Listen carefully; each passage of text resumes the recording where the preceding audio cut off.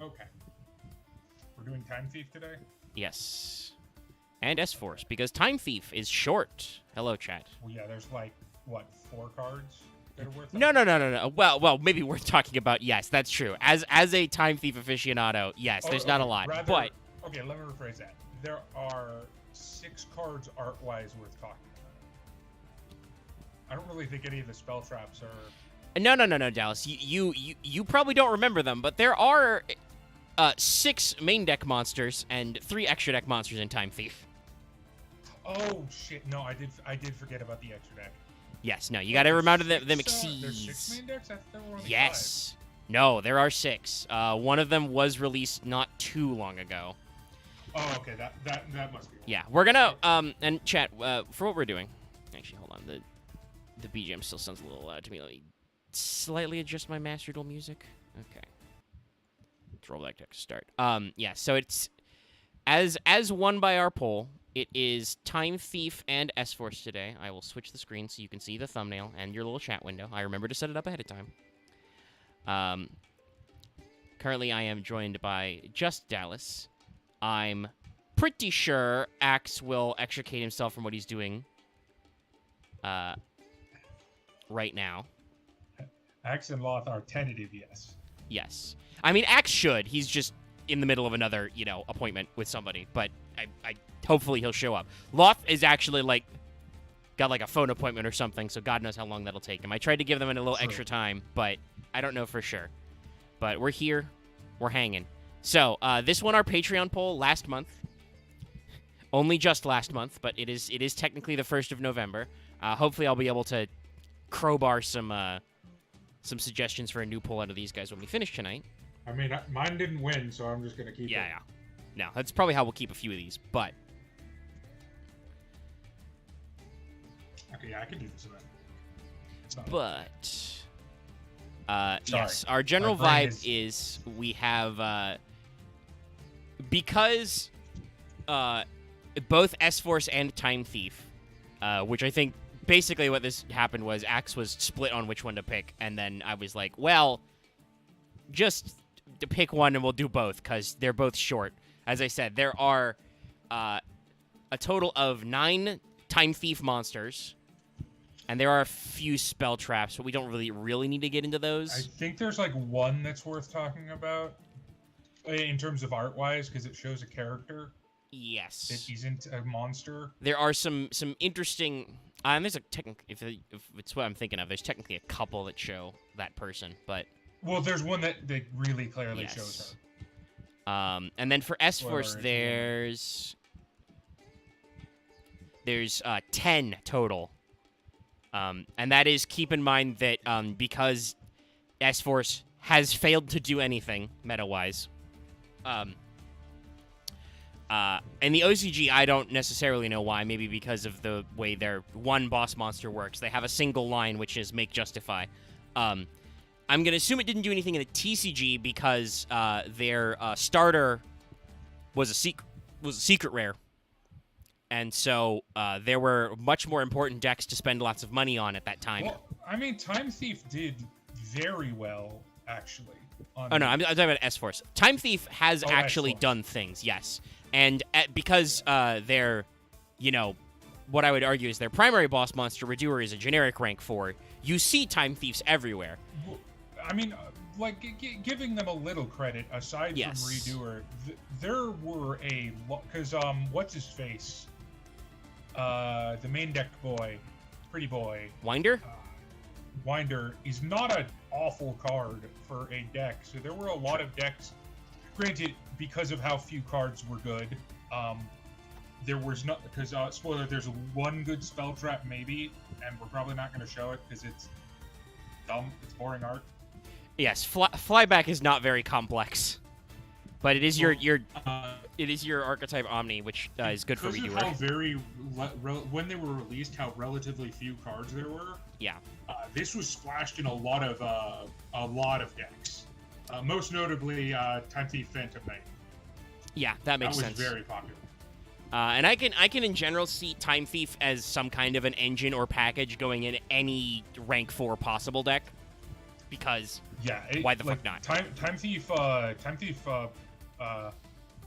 Basically, Thief Raptor Phantom is a very popular build. Yeah. That was tournament relevant at one point. Not And anymore, they but... have tried to bolt on additional support.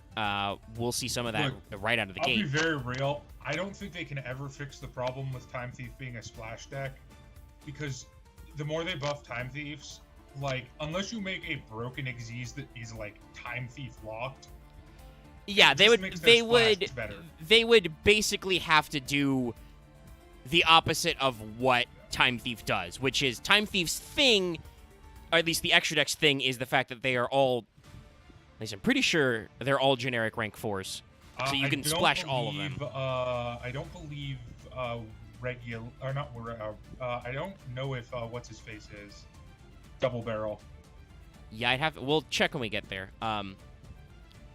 But yeah, No, so it's there's that. Generic. Never mind. Okay, yeah. So like, The only one I wasn't sure of. obviously, Time Thief has a particular style, but you really can't get any better at turboing out Redoer than just turboing out Redoer. Put 2 4s on board, get Redoer. Like, it's not hard, guys. Also, this one has a S-Force, very which will be our obvious- second half, that's a much more interesting conversation because they've gotten a little bit of legacy support, but I think the general theme is just that for some reason Konami hasn't been able to figure out how to make a better S-Force. Like, they're a lockdown deck. They're like a control deck, you know, heavy emphasis on column control and stuff. And I guess they just haven't been able to build better Mech Knights, for lack of a better term. They're not asshole. The problem is they're not asshole-ish enough. Yes, they don't have spicy enough floodgates to actually beat floodgate turbo decks. Like, I don't think if you want to play hardcore stun type control, why would you not just play like Eldritch with 3 skill drain or some shit? Or yeah, play a mine deck. Just play Mystic Mine In the deck. TCG, you can play mine. Just play Mine Forehead. Yeah. No, there's loads of like, honestly, hey, you want a really nasty control deck these days, play how people play Flu competitively. Turbo out Barrier Statue and M-Pen with, you know, a Mega Ryza tucked in your back pocket. Like, not that I necessarily approve of how that works, because that usually just turns into a war crime, but that is kind of their thing. Flunder's thing is to just be like, I mean, hey, Flunder you is kind of just, I don't know. I don't think you could build Flunder not annoying. It's just the level of annoying in which you're going yes, to be. they knew what they were doing right away when they designed several Flunder cards, which allow you to normal summon on your opponent's turn, which therefore starts your whole process again. So yeah, it's just that Flunder would be a normal type of annoying, hey, I also play on your turn deck, of which there are several, but because barrier statues exist and because of the way M-Pen works, which is just all your opponent's special summon monsters at attack position cannot, basically. Yeah. It's very good at locking down, and then the fact that you do normal summon with tributes on your turn means that it is, and you search large winged beast, it's really easy to Mega Ryza as well, which is terrifying on your opponent's turn, in case you forgot our Monarch episode. On Time Thief, though, yes, I will say I do actually kind of agree with the Yu-Gi-Oh wiki when they say the inspiration.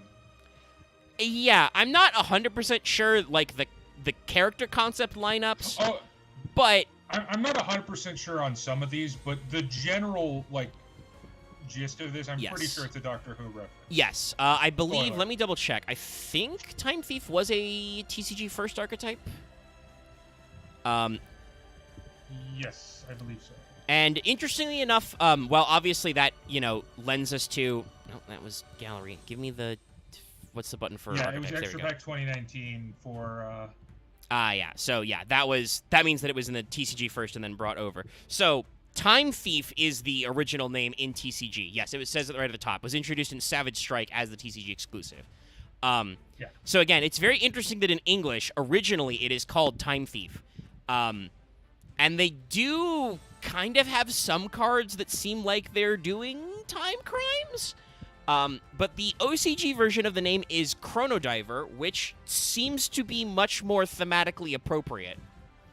Yeah, And because it's definitely more. It looks like if you look at the art, it looks much more like the Doctor Who type of like going through time to solve problems as opposed to doing Yeah. crime. yeah. Now, we can infer from the fact that they are called Time Thief, and there is an S-Force card which very clearly shows one of the S-Force monsters, like Eyeball and Redoer. But That also, there may be some stuff in there. Yeah, as we've mentioned before, I don't think the S-Force are the good guys. Mostly because I think the Time Thieves are the good guys because they probably. have And I mean, they could be the plucky whatchamacallit design. Like they could be misunderstood. It's hard to tell, especially considering that one of the other things that we clearly see opposing the S-Force is Psyframe, which like talking about looking like good guys or bad guys, they are, they are psychic Hellraiser. So yeah, I don't know. like. But it is, and having just compiled a list of S-Force cards, y'all, I thought that maybe, like, the fact that some of them are light and dark would tell me something. No, it really doesn't. I don't know why certain monsters are light and certain are dark. I think it's just to make them a chaos engine. Just like, that is a kaiju. Yeah, it's hard to tell. We'll get in there. I do have our first card art up. Now, this is admittedly a newer card, but I figured because it was so short to just fucking slam them together. I mean, we can start with Redoer as well. He is kind of the crux of the deck. So we can start there and then go alphabetically. We will make sure to keep eyes out. Redoer is important. Yes, so we're sure to keep an eyeball out for all the various things. But people are very excited in chat because a pre-order of a special edition for Witch of the Holy Night has gone up somewhere. Oh my god, that actually makes so much sense. What's up? Wait, when was Savage Strike released? Strike. That is Link era, I believe. Was it 2016 or that era? Like what year? 2019. Okay, then yeah, so Omega, I have a very clear, because I forgot that Time Thief is relatively new, so yeah. I'll show you who I'm pretty sure they based at least Redoer off of. Okay, yeah. Because yes. Here, I'll grab this one as well. Yeah. Because I forgot. Yeah, this the black and gray color scheme is very Peter Capaldi's Doctor. Yeah. Spoiler: my second favorite Doctor, after the other Doctor they say it's based off of, which I don't agree with, which is Jonathan Pertwee. I don't know. It's not. No. No. No. I'm not. Just because he's the other guy with gray hair, I'm pretty sure. Probably. Not that it matters, because I'm pretty sure the Winder/Double Barrel is blue-haired, and so that doesn't count. Yeah. I'm not very. I've seen some clips, but I'm not super familiar with Capaldi's run. He's a grumpy old man, and I love it. Makes sense. So not the 9 and 10 years were when I had cable and could watch the Sci-Fi Channel, so those were big for me. Though I've talked about this before, my mother's actually British. She remembers the old school series going back, and I've seen some old Tom Baker years, Fourth Doctor. I'm kind of hopeful that this new announcement that the Disney is pairing up with the BBC to like co-produce the next season of Doctor Who will mean that like in America D+ can get some backlogs of that Doctor Who. I'd love to get more money value out of my streaming services rather than have to keep buying more streaming services, but I'm not hopeful. We'll see. But yes, you are absolutely right with this color scheme. Very much, I think, is like... I just had forgotten how recent Time Thief was. So... Yeah, no, very recent. Because at first I was like, well, I guess retroactively, but I'm like, oh wait, no, that's not retroactive. Yeah. So, yeah.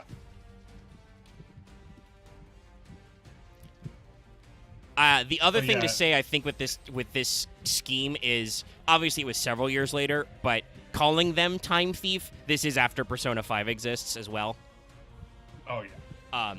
Well, they have the not Persona 5 explicitly because it's a larger trope, but they do have the why I think they're the good guys. They have the Phantom Thief aesthetic as well. Yes, very much. Which again, because they were TCG exclusive, is very interesting. I don't think, other than in like obscure anime circles, Phantom Thieves were super popular in the Western world before P5. Japan fucking loves Phantom Thieves. I would argue that they were, because like it depends on how you define Phantom Thieves, I guess. I guess. I mean, I feel Would like you Maurice consider LeBlanc's Lupin the work. Third? Well, I mean, yeah, that's an anime, but yes, that is in the. Obviously, it's Lupin the Third, so that is a direct fan sequel to Maurice LeBlanc's works. Again, to let you know how much Japan loves Phantom Thieves, they just waited till copyright expired and borrowed our son Lupin, basically. Same thing they do with Sherlock Holmes, but. Well, yeah. Well, no, I only say that because that is always consistently one of the anime that I see get referenced by people that have no idea what the hell anime is. Yeah, I guess it was pretty big. I mean, I know that it's been around for a long time. They have some very famous. I think I'm gonna be honest. I think it's because it looks like Cowboy Bebop. Probably. I think that's another big one. Yes, art styles are very similar in time period. Also, yes, to answer your question in chat, that was like 5 minutes ago. I think there are some of the Dinomorphia cards make it look like they're an S-Force. There's not an S-Force card, I think, that deliberately shows them fighting Dinomorphia. But because that would require them to print more S-Force cards. Haha. But so, we got Redoer on screen. Other than, obviously, the comparison we've done, there's not a lot, I think, to say about Redoer visually. He is a guy. He's got a clock theme. I really like his suit. I always have, and I still put Redoer in contention for one of the best backgrounds in a Yu-Gi-Oh card. Yes, somebody had a really good time with this, with abstract layering. Yeah. But then again, I'm a sucker for the mysterious clock aesthetic. Yeah, we got a lot of clocks, but this one is made very well. You've got multiple rings of clocks and gears kind of attached together. He does have a good suit design. It's not it's flashy, but it's not super impractical. Oof. Yeah. I've just noticed he has an interesting thing. If it's not a shading thing, he has one black glove and one white glove. I wonder if they mean something by that. I like his cyber monocle. It's very it's very extra, which if you're gonna call your archetype Time Thief is appropriate, right? Like, you got to put a little extra pizzazz in there. He has a fucking time-themed belt buckle. He's got this thing. Ascot. Yes. I believe that is technically a cravat, but yes, he's got a neckerchief and a cloak. And he's wearing a tailcoat. Loth is here.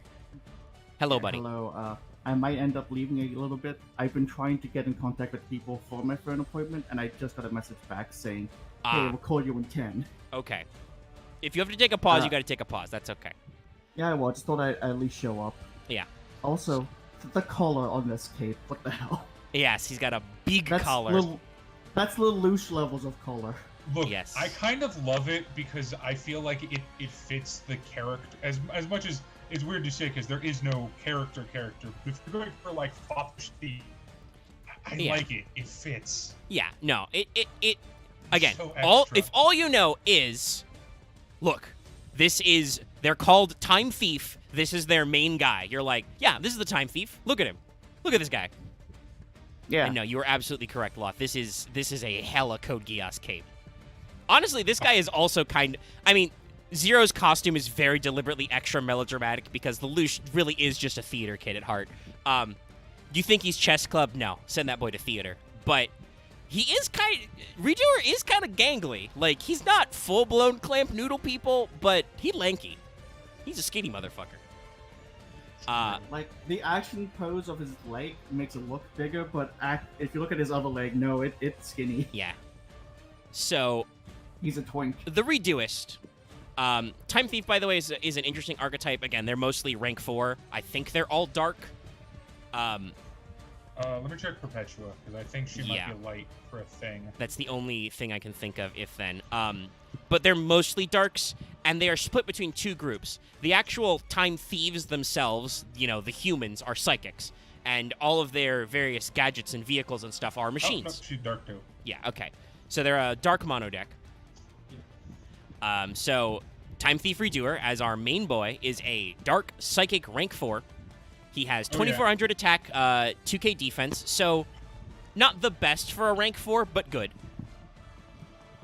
Obviously, shit like Utopia and, Gemnite Pearl exists, so there's that. But his effect. Yes, so he's just any 2 level 4 monsters.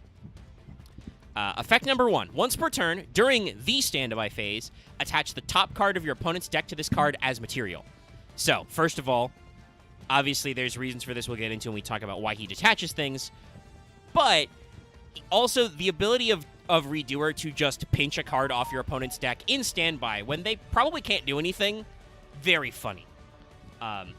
Establishes the themes well. And also it's a setup for his second effect, which is Quick Effect. You can detach up to 3 different types of material from this card, then apply the following effect depending on what was detached. Monster, banish this card until the end phase. Spell, draw 1 card. Trap, place 1 face-up card your opponent controls on top of their deck. You can only use this effective Time Thief Redoer once per turn. So, let's run that through again. Redoer can detach a monster to banish itself until the end phase. So long as that's not negated, once he's in the banish zone, he's coming back. So, Redoer has the Strike Ninja type dodge. You know, he can just get the fuck out. And let's be very clear, it has to be activate to negate him. You have to activate it in response to the effect activation with a quick play effect. Yes, because it is a quick effect because to activate. It's a quick effect. Yeah, and as you said, you have to have already activated it, because if you just try to like pitch Effect Veiler in your phase, in your main phase, and get Redoer will just be like, dodge. Yeah. You try to imperm the scoop effect in standby, dodge. He just gets out of there. Yeah. Like the monster effect is the #1 reason why Redoer is such a G, because he is incredibly hard to get rid of. Because every time you roll into the standby phase, he pinches another card, and especially these days in Yu-Gi-Oh, it's probably a monster. Even then, his spell and trap effect are also good. You don't... I mean, I would say the trap effect is the other reason he's very good. Yes, the trap effect is he's just a Phoenix Wing Blast, but for less cost, right? No, it's better, isn't it? I thought it was a full top, not a top. Isn't it shuffle in?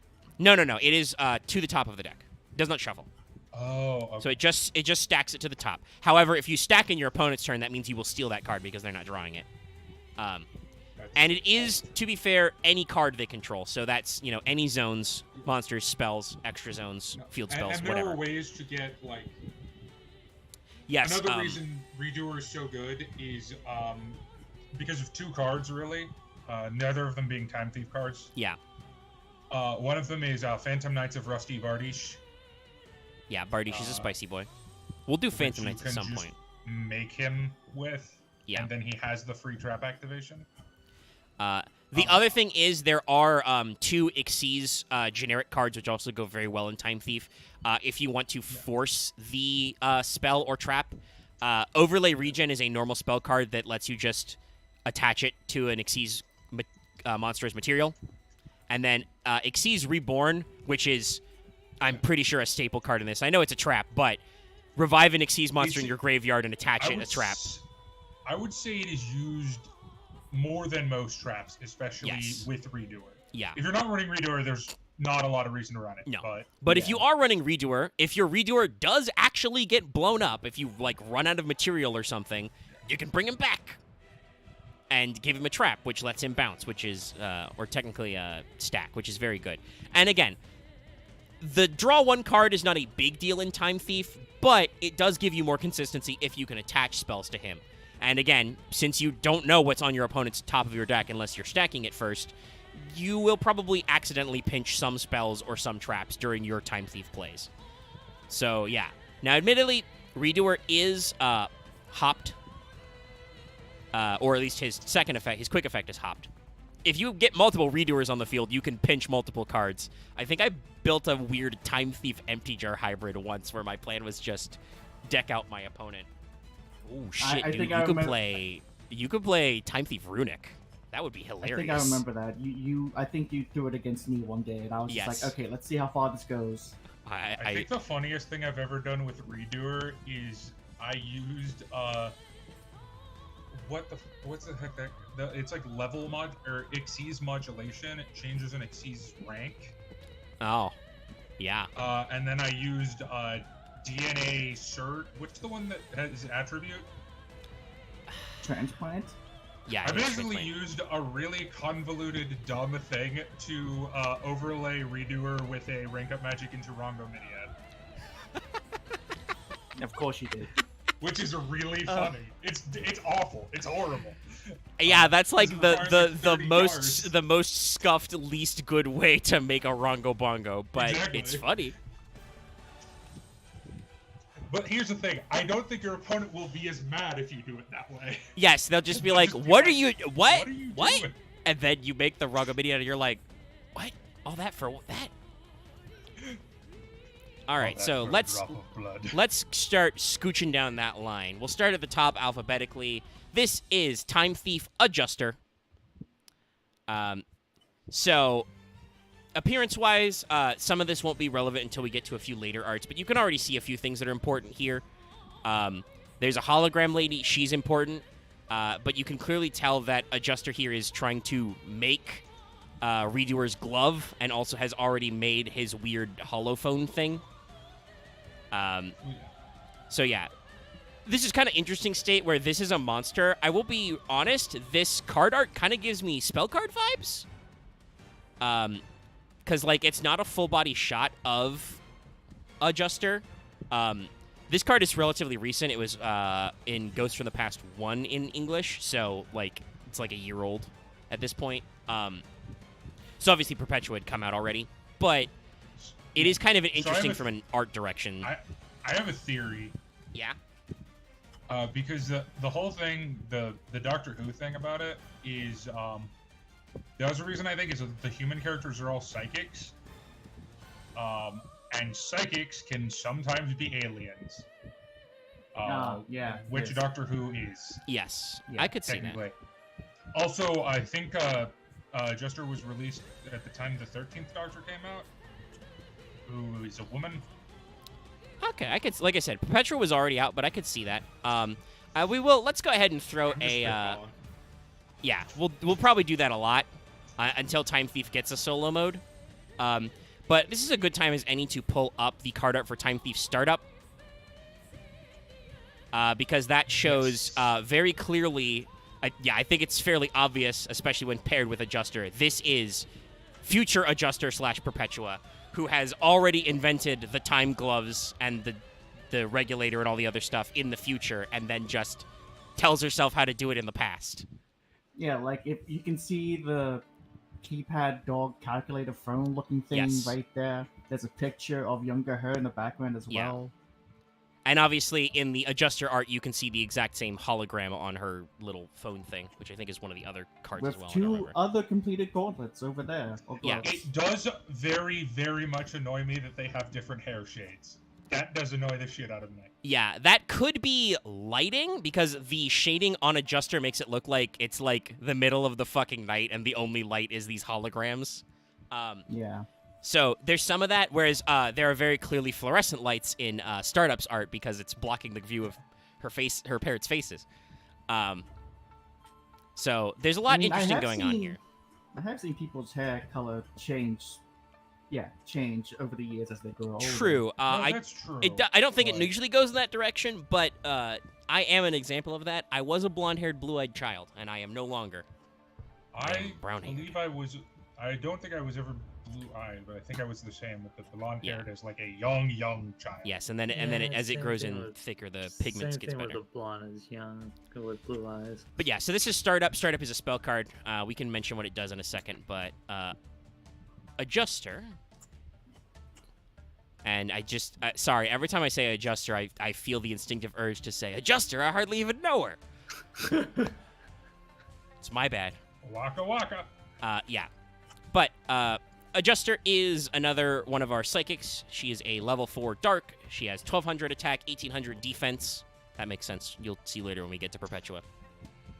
And her effect is thus. If you normal or special a Time Thief monsters, except for Adjuster, except during the damage step, got a couple of qualifiers in there, you can special summon this card from your hand. If this card is normal or special, send a Time Thief card from your deck to your graveyard, except Adjuster. You can only use each effective Adjuster per turn, only once that turn. This So card is so frustrating. yes, I think, like, having played Pure Time Thieves, if she didn't have that you can only use one effect per turn thing on there, Adjuster would be a perfect card. Because Pure Time Thieves thing is that depending on the cards you have, you will struggle to actually put 2 4s on the board in one turn. You need to draw very specific cards to do that. Some of your cards will not do that, and you will not last long in Modern Yu-Gi-Oh! That way. So, obviously, when you normal a Time Thief, special it from your hand, cool, you make Redoer. But boy howdy, I sure would love that Free Foolish. You have several cards that interact with the graveyard. Later or around the same time as... Yes, Adjuster came out later. This was Legacy support. This came out like a year ago. This might be them being like, we don't want to make Time Thief Redoer even more broken, so we'll nerf it slightly, and then that's how we got the only one effect. Yeah, this one does not go well with, I think, one Time Thief monster that says it needs an empty board first. Yeah.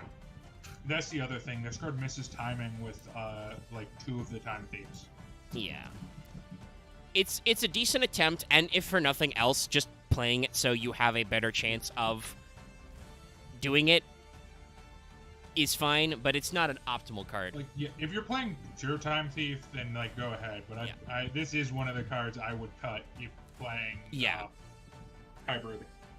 Yeah, because in that case you would use it as an extra name in a pure Time Thief deck just to get you more summons, because you're literally just trying to get to 2 4s so you can make Redoer or whatever, whichever one you prefer. I remember that episode of Chris Well, you're really trying to get to 4 4s, but yes, ideally you can.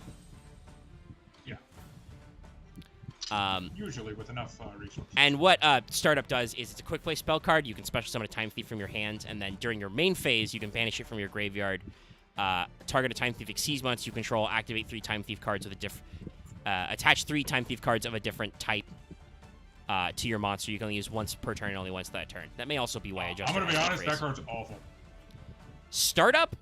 Yeah, I've never used Startup in my entire life. I can see why Startup exists, because its graveyard effect is just enable Redoer. It requires you to have a lot of graveyard setup, which, as we've discussed, Time Thief is not necessarily great at. Its normal effect as a quick play spell to just quick play summon a Time Thief from your hand is okay. It's definitely the kind of card that's like, all right, you could play it, but you could not play it. It is not like one of the 2-ish good Time Thief spells and traps. Well, ironically, I don't actually think the Time Thief have any good spells. Actually, yeah, spell-wise they might not, because it's... I think it's just flyback hack. And hack is their continuous the counter spell. trap. I can't remember what it's called. Retrograde. Retrograde, yeah, those are the only 2 I ever used. Let's see. I think their only other spell card is the continuous hack. Let's see. During the turn, they're special summoned. Xyz monsters you control can't be destroyed by your opponent's card effects, and your opponent can't target them. That's okay, but not perfect. You can target an Xyz monster you control against 300 attack for each material currently attached to it, and until the end of the turn, if it does, it also has a material by your opponent you can attack. Yeah, Time Thief hack is just really trying to give Time Thief a win con besides just make your opponent lose in time. Ironically, it's not very good overall. It's got the right kind of effect, but it doesn't do what it clearly wants to do, which is win you the game. Yeah, they're counter traps is retrograde. Yeah. But it's spelled traps. Yeah. Their traps are decent, I believe. Yeah, their traps are very good, I would say. Yeah, retrograde is a spell trap negate. While you have a Time Thief Xyz, negate and attach that. So, good for protecting your monsters and also getting you free materials. And then the other one is flyback, which also helps you set up, I believe. Yeah, it puts material from your graveyard onto your monster. Yes. No, not your graveyard. Hand or deck, which is just as good. That's what it is. It's a normal trap. Target a Time Thief Xyz monster. Attach a Time Thief card from your hand or deck to it as material. And then also you can banish it from your graveyard to target an Xyz monster you control, and then attach one card from your opponent's graveyard to it as material. So flyback is kind of a shitty DD Crow in addition to its normal effect. So flyback is a good card. Because there's nothing funnier than taking your opponent's monster out of their graveyard you need and attaching it to your boy Redoer. But there you go. That's all like 4 spell traps they have. Let's go to the next monster. And that is one of our original monsters. This was in the original block. By the way, Chad, in case you didn't pick up on that, that was Loth getting a phone call earlier, so he has stepped away. But this is Time Thief Bezel Ship. This is the time machine. It's the TARDIS. Yeah. Yeah. They just couldn't make it a phone booth because copyright reasons. Yeah. And I mean, honestly, I could see them also taking inspiration from just other time traveling stuff, That's you know? But yeah, it's Bezel Ship. Let me see if there's any, like, lore for its... Oh, okay, yeah. A bezel is a grooved ring that holds a watch cover in place. Okay. Makes sense. All right. Good names. Art-wise, there's not a lot to say about Bezel Ship. It's a space dart. I like that it's got clock gears in it. Like, it's got watchiness to it. It's got a good background. You know, very, very late 90s / early 2000s CGI opening. In fact, isn't this literally what the opening to the Time Power Rangers looks like? With the speeding through time and the numbers? This might be sacrilege to some. I've never actually seen a single Power Rangers episode. Dallas, I don't know about that because people are weird. I don't know if you've watched any Super Sentai specifically. I know you watch tokusatsu shows, so there are some people who would be like, Sentai. I've never watched Power Rangers.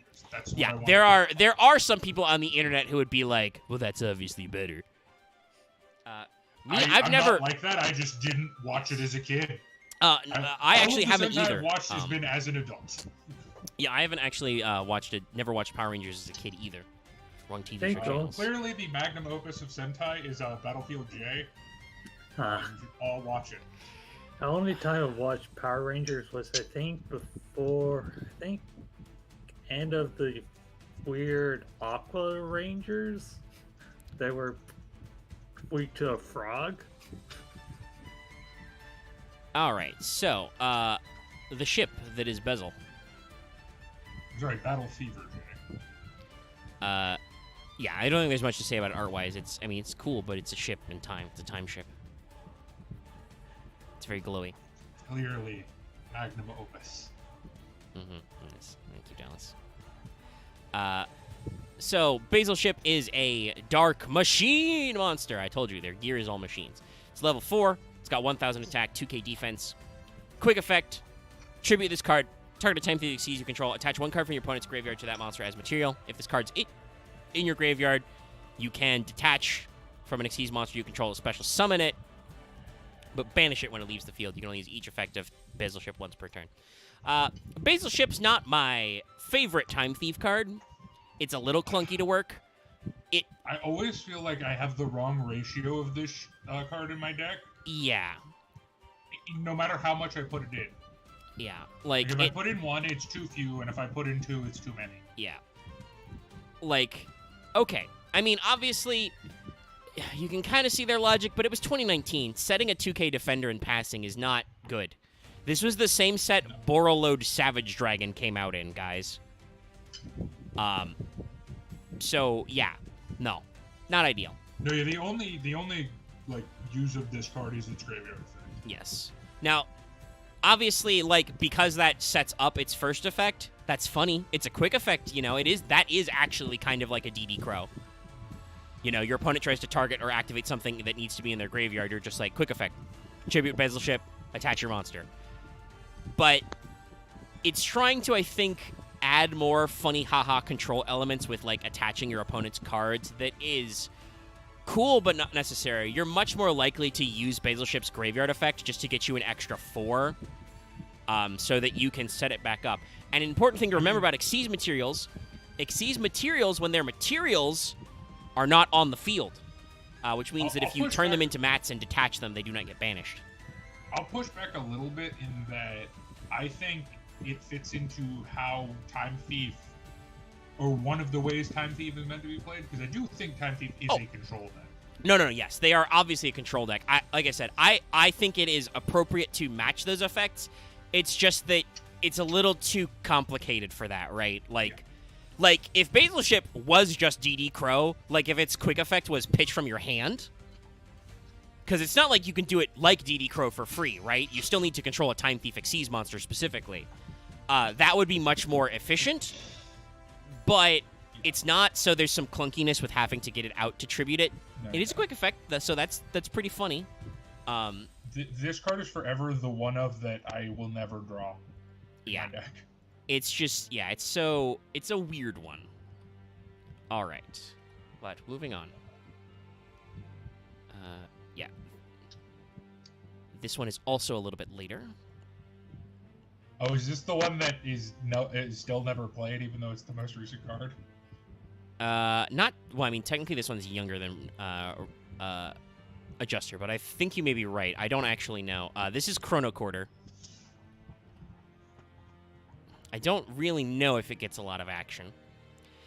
Anyway, here's Chrono Quarter. So, obviously, design-wise, it's a little weird, but if you see the image, like, behind it, which is just literally Redoer's art, but zoomed way in, this is that thing that Redoer and, you know, Perpetua, I'll just call her Perpetua because that's who she is, it have. But also, apparently, it's like a time butterfly drone thing. Yeah. Neat. It looks like kind of like a multi-tool. Yeah. I am assuming the name Chrono Quarter comes from the fact that it, like, plays holograms. We've seen it do that, so it's obviously, like, a way for them to record data and play it back. Possibly. It definitely has some, like, it does transform, and it's got some of the little bits, like, the tools that Adjuster had, so it might be a multi-tool. I'm just curious why it has butterfly laser wings. Yeah, why not? Yeah. It's not out of place. It is a little weird. And yes, its name in the OCG is Chrono Diver Time Recorder. But yeah, I once again don't think there's a lot to talk about art-wise. It is a device. It looks unique. And they at least show you what it's supposed to be in the background, so you know, not a lot to complain about there. Okay, so Chrono Quarter is another Dark Machine. It's level 4. It's 1k, 1k. During your opponent's battle phase, quick effect, you can tribute this card. The next battle damage you take from an opponent's monster attack this turn is inflicted to your opponent instead. If a face-up Xyz monster you control leaves field by card effect, while this card is in your graveyard, damage step, you can't special summon this card, but banish. You can only use each effect once per turn. So, I think Chrono Quarter's graveyard effect, much like Basil Ship, pretty good. Hey, that means you can special summon it when Redoer, you know, dabs out of there. When he dips. Not that you probably want to do that, because that means that your opponent is doing something to Redoer you do not like. He's giving Redoer the bad touch. Yes. But, hypothetically, if that thing was, like, flatten Redoer with just a big guy, you could, you know, bounce Redoer, special Chrono Quarter, tribute Chrono Quarter to just be like, hey, buddy, do you want to redeclare that direct attack? Because then you still take the damage. It's funny, but I don't think it does enough to matter. No, this card's very bad. Yeah. Like, obviously, I get what they're going for. It's yet another graveyard card you can, you know, keep resummoning. But it's still not perfect. That, I think, is generally what you're going to see out of Time Thief is all of their post-initial wave support in Savage Strike is very measured. Loth brought this up earlier. I would not be surprised if Konami was trying to not do the thing they do when they add legacy support to TCG-exclusive archetypes, which is to blow them the fuck up. Looking at you, Guru, Beatrice.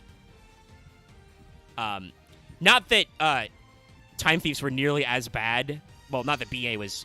actually, I don't know. First Wave BA just didn't really do BA a lot. was very good, even with its first wave. Yeah, first Wave BA was good. But a lot of TCG-exclusive archetypes are not good. I think Spiral was also a little anemic with its first half of support. Spiral was very... I wouldn't say it wasn't good, because it was still massively played in tournaments, but it was very... what's the correct term? Not consistent whatsoever at all. Yeah, very, very inconsistent, yeah. And there are other TCG-exclusive archetypes that are newer that haven't taken off. Looking at you, Mutant. We'll see if Goti actually does something. now that both waves of Goatee support are out, they have some really interesting lines that actually interact with the meta. The problem is that it's very... If anybody knows anything about your combo lines, they know exactly what you're doing, so they know exactly how to fuck you. It's very one note right now, unfortunately. But it does things which not every Yu-Gi-Oh! Archetype to this day can say. But yeah, Time Thief feels like its legacy support is very much trying not to make it do new things, basically. It feels like an archetype Konami is very afraid of breaking. Yes. And obviously, as we've discussed, we can see why. It's very popular. So our next one is, you've seen this before, but this is Regulator. So Regulator is clearly a weird transforming cell phone dog thing. It's K9. Yeah, it's K9. It's K9 if we had more of a budget. And it's K9, but flat. Yeah. Definitely, I think, also has some of that tokusatsu energy. Yeah. There's a lot of transforming cell phones. Yeah. Hey, guys. Also, I don't think there's a lot to say about its art. But I it exists. really saw the background of that before. Yeah, it's showing somebody gripping. Hey, Yeah. guys. Regulator is a very important card. For pure Time Thief, yes. Yes. Hypothetically, also, I think it works if you're trying to make Time Thief an engine, but you don't necessarily need it. It depends on what you're putting it with. Yes. I think. How exactly you're using your Time Thieves, it matters. If your plan is just redo or turbo, you don't really need Regulator, because, again, you'll just play any fours. Play Goblinberg and Kage Tokage Or if you need the to. other deck you're playing is better at rank 4 spamming. Yeah. Looking at you, Raid Raptors. Yes, Raid Raptors. Technically, I think Utopia stuff, you know. Yeah. Yeah. Time Thief Spring End is a build. That The would Ray work, Raptors yeah. tend to lock you into dark, but there's a lot of good dark. But rank also, fours. yeah, Time Thief is all dark. Yeah, Time Thieves are also all dark, Yeah, I so know. it doesn't. I know that. It does not do a whole lot, so yeah, it's really good for that. But Regulator is a Dark Machine level 4. It's got 600 attack, 200 defense, and its stats are bad because it will not stick around. If you control no other monsters, you can tribute this card, special summon 2 Time Thief monsters with different names from your deck in defense position, except Regulator.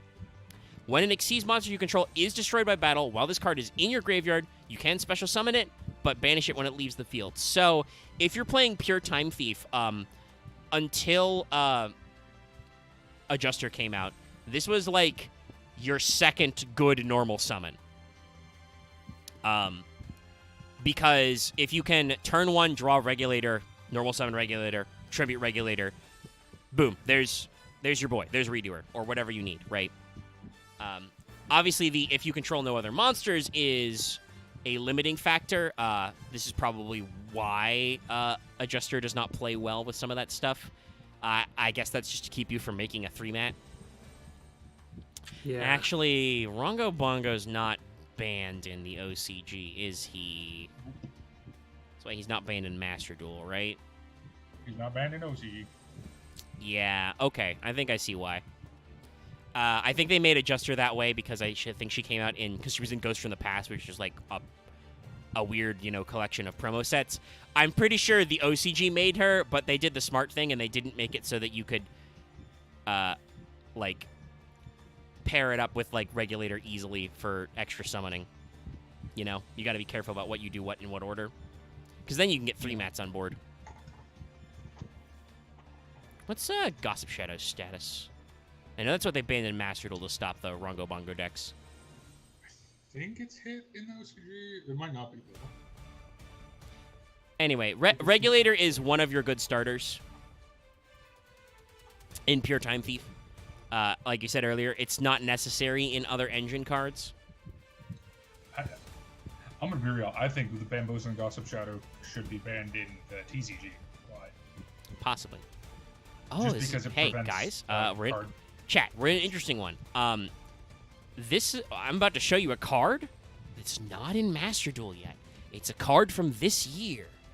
Luckily, the OCG posts a lot of shit on Twitter. Yeah. I gotta check out the structure deck manga at some point. I'm not sure why Time Thief appeared in it because it's not a structure deck, but it's apparently in the manga, which is where this card was released originally. This is, let me make sure this is framed right. Yes, this is Time Thief Temporwall, or Chrono Diver Temp Whaler in the OCG. It was released as a promo card for the structure deck manga, and thus was released in English in Ghost from the Past Second Haunting, which was this year.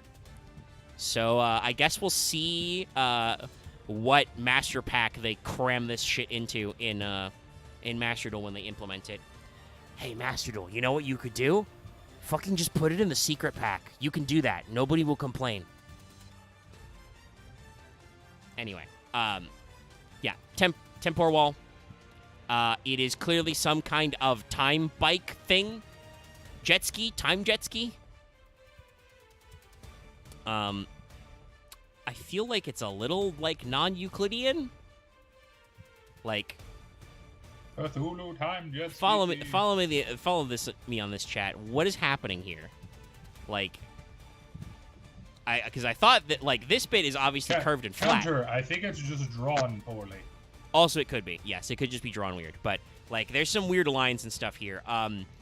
But otherwise, just for what we've talked about, right, with, you know, a Time Thief having some of those, like, you know, very anime respects, this absolutely looks like a toy they introduced halfway through Season 2 to sell you. Yeah. So, That it's yeah. I think it's Perpetua's because she's in the background of the card art. I guess it's also her hair clip is what we're going for. Anyway, so this is the mostest recent of this card. And this one is also bad. So this is a dark level 4 machine, 800 attack, 1400 defense. You can tribute this card, target a monster your opponent controls, banish it to the end phase. That's cute, but you have to tribute it to do that. And it's not a quick effect. If this card's in your graveyard, you can target a Time Thief monster you control except Tempor Wall. Return it to the hand if you do special summon this card, but banish it when it leaves the field. You can use each effect once per turn. So, yeah, very cute, not good. Like, it gives you more bodies, but neither of those effects are very strong. Like I said, the banish effect is cute. If it was a quick effect, like Chrono Quarter, that would be good. It's not, though, so it's bad. It's not a good card. This will not help you get wins. No, this card is... I don't think it's as bad as Chrono Quarter. Or as, not Chrono Quarter. No, yeah, Chrono Quarter. Yeah. I don't think it's as bad as Chrono Quarter, but it's not good. Yeah. It's just, it's not worth it to put in the deck. But let's talk about our other boy. This is our original human man in the main deck. Yeah. This is Winder. Okay, so Winder does have gray hair. I thought it looked bluer in the small, but that might just be like hollow foiling. He's wearing a very similar uniform to Redoer, but obviously his is blue themed, not red. And he wears his white glove on the other hand. And he has fucking Beatles ass sunglasses that he's not even wearing on his head. But yeah, otherwise he's a guy. That sort of clothing reminds me of the stuff in Black Clover, and the sort of circle. Even the gear blow just sort of looks like that too. He's got another good background. But yeah, it's Winder. I will say if we're literally Doctor Who, obviously him having like, you know, different appearances and facial structures makes sense. I know that some people think that Winder is like a future or past version of Redoer. I don't think so, based on, like I said, like they have different facial structures and stuff. I think they're like partners. Maybe they're brothers. Who knows? But they don't look super alike, and again, they have very deliberately contrasting color themes. So, as we've seen with Double Barrel, I'm pretty sure they're just supposed to be the two guys. Yeah. Now, Different. if you want to like guesstimate, you could like try and Wikipedia theorize that maybe he's supposed to represent the iconic Fourth Doctor, who also had a very long scarf, but he also sometimes wore a hat. That would be my bet if they were going for anything. Would be Yes. Baker, but I also Who is, Tom Baker's run was. I've very always long and took it as well-respected. more of a he's a companion type of Yeah. person, but that's just me. Especially considering that he didn't get an Xyz form for a while, and their Xyz form is, it's just the two of them together. Spoilers for like 5 minutes from now. But yeah, I think Winder looks good and he's on theme. He is striking a pose.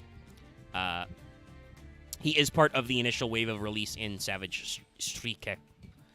So he is a dark level 4 psychic, 1800 attack, 1300 defense. This is also your first time with like any kind of offensive power. You can detach a material from an Xyz monster you control, special summon this card from your hand. If this card is normal or special, search a Time Thief card, except Winder. You can lose each effect once per turn. Notice how that says each effect once per turn. So yes, Winder is a Stratos, and also he has a special if you've already gotten Xyz. So Winder is one of your primo normal summons, and also just a good card. Yeah, no, Winder's great. Like, Yeah. I'm gonna be real. I don't really use the special effect very often. No. But just that Stratos for usually whatchamacallit, the counter trap. Yeah. And then if you can just put any other level 4 on the board, you can make Redoer. Yeah. Again, you can just play, shit like Goblinberg, Shade Brigandine. Shade Brigandine, yeah. Spoiler, you could just summon it with if you have no spell traps. Yeah, there's a lot of stuff you can do. The Phantom Knight's engine. And again, just rank 4 spam shit. Like, you can just run Kage to Kage in this deck. So yeah, there's a lot of just easy ways to get Winder to work out, and so he is probably your most important normal. Yeah. And also just works even if you're only using Time Thieves as an engine, because like Dallas brought up, you will probably be playing the trap cards. So he lets you search those and set up. All right. So alphabetically, this also came out in Geists from the Pist. Geist from the Poost. It's time for first Time Thief Double Barrel.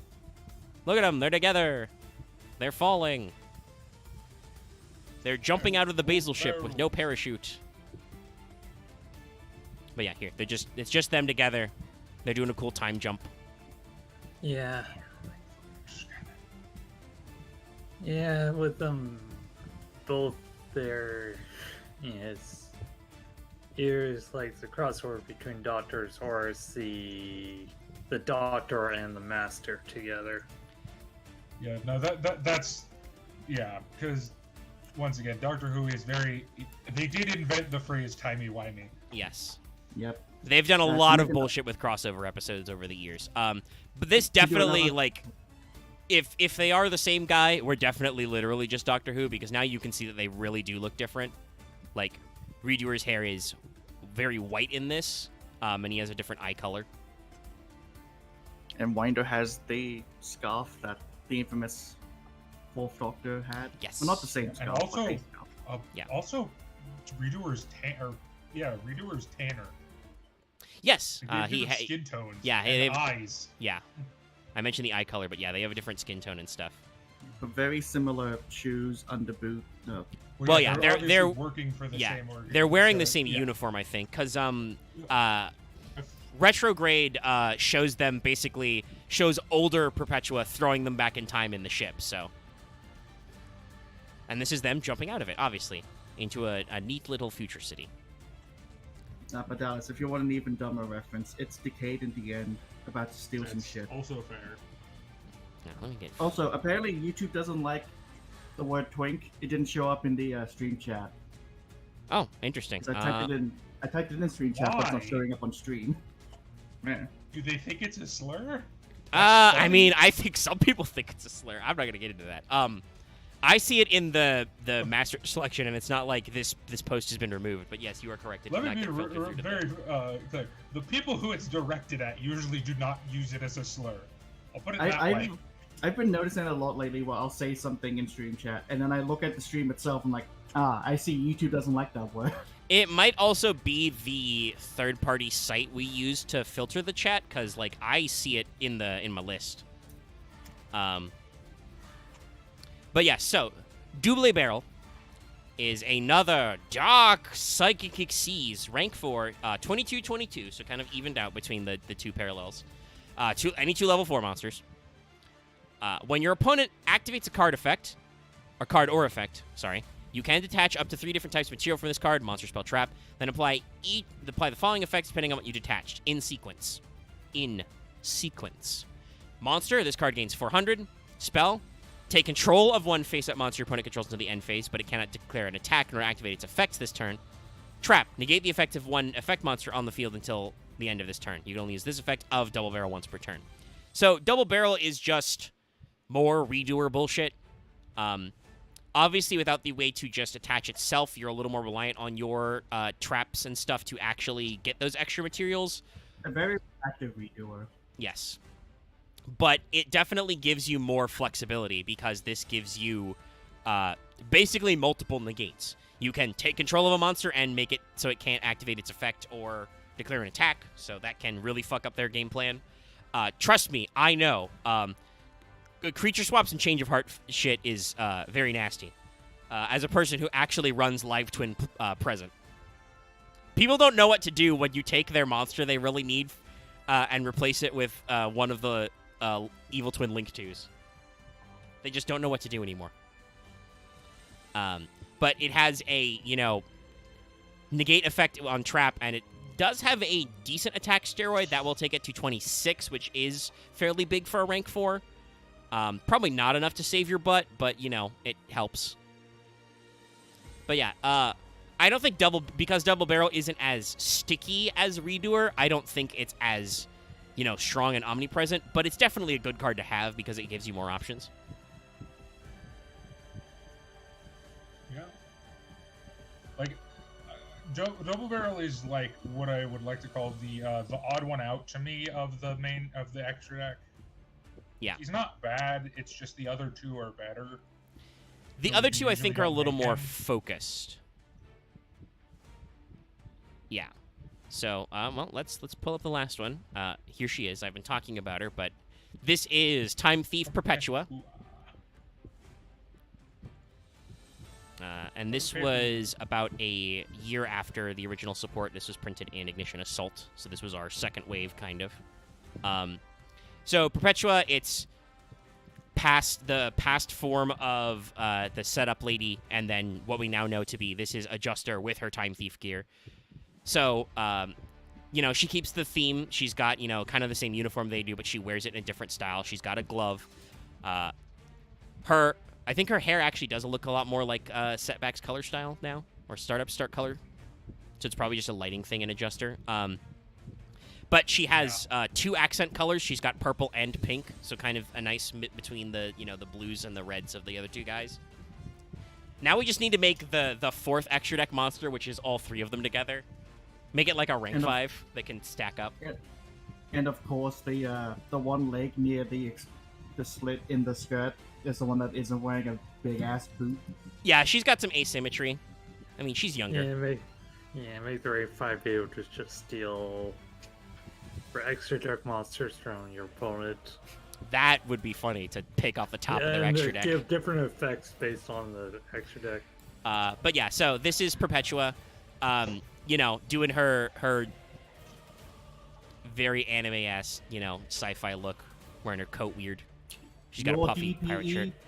My DPE. But I like her. It's good.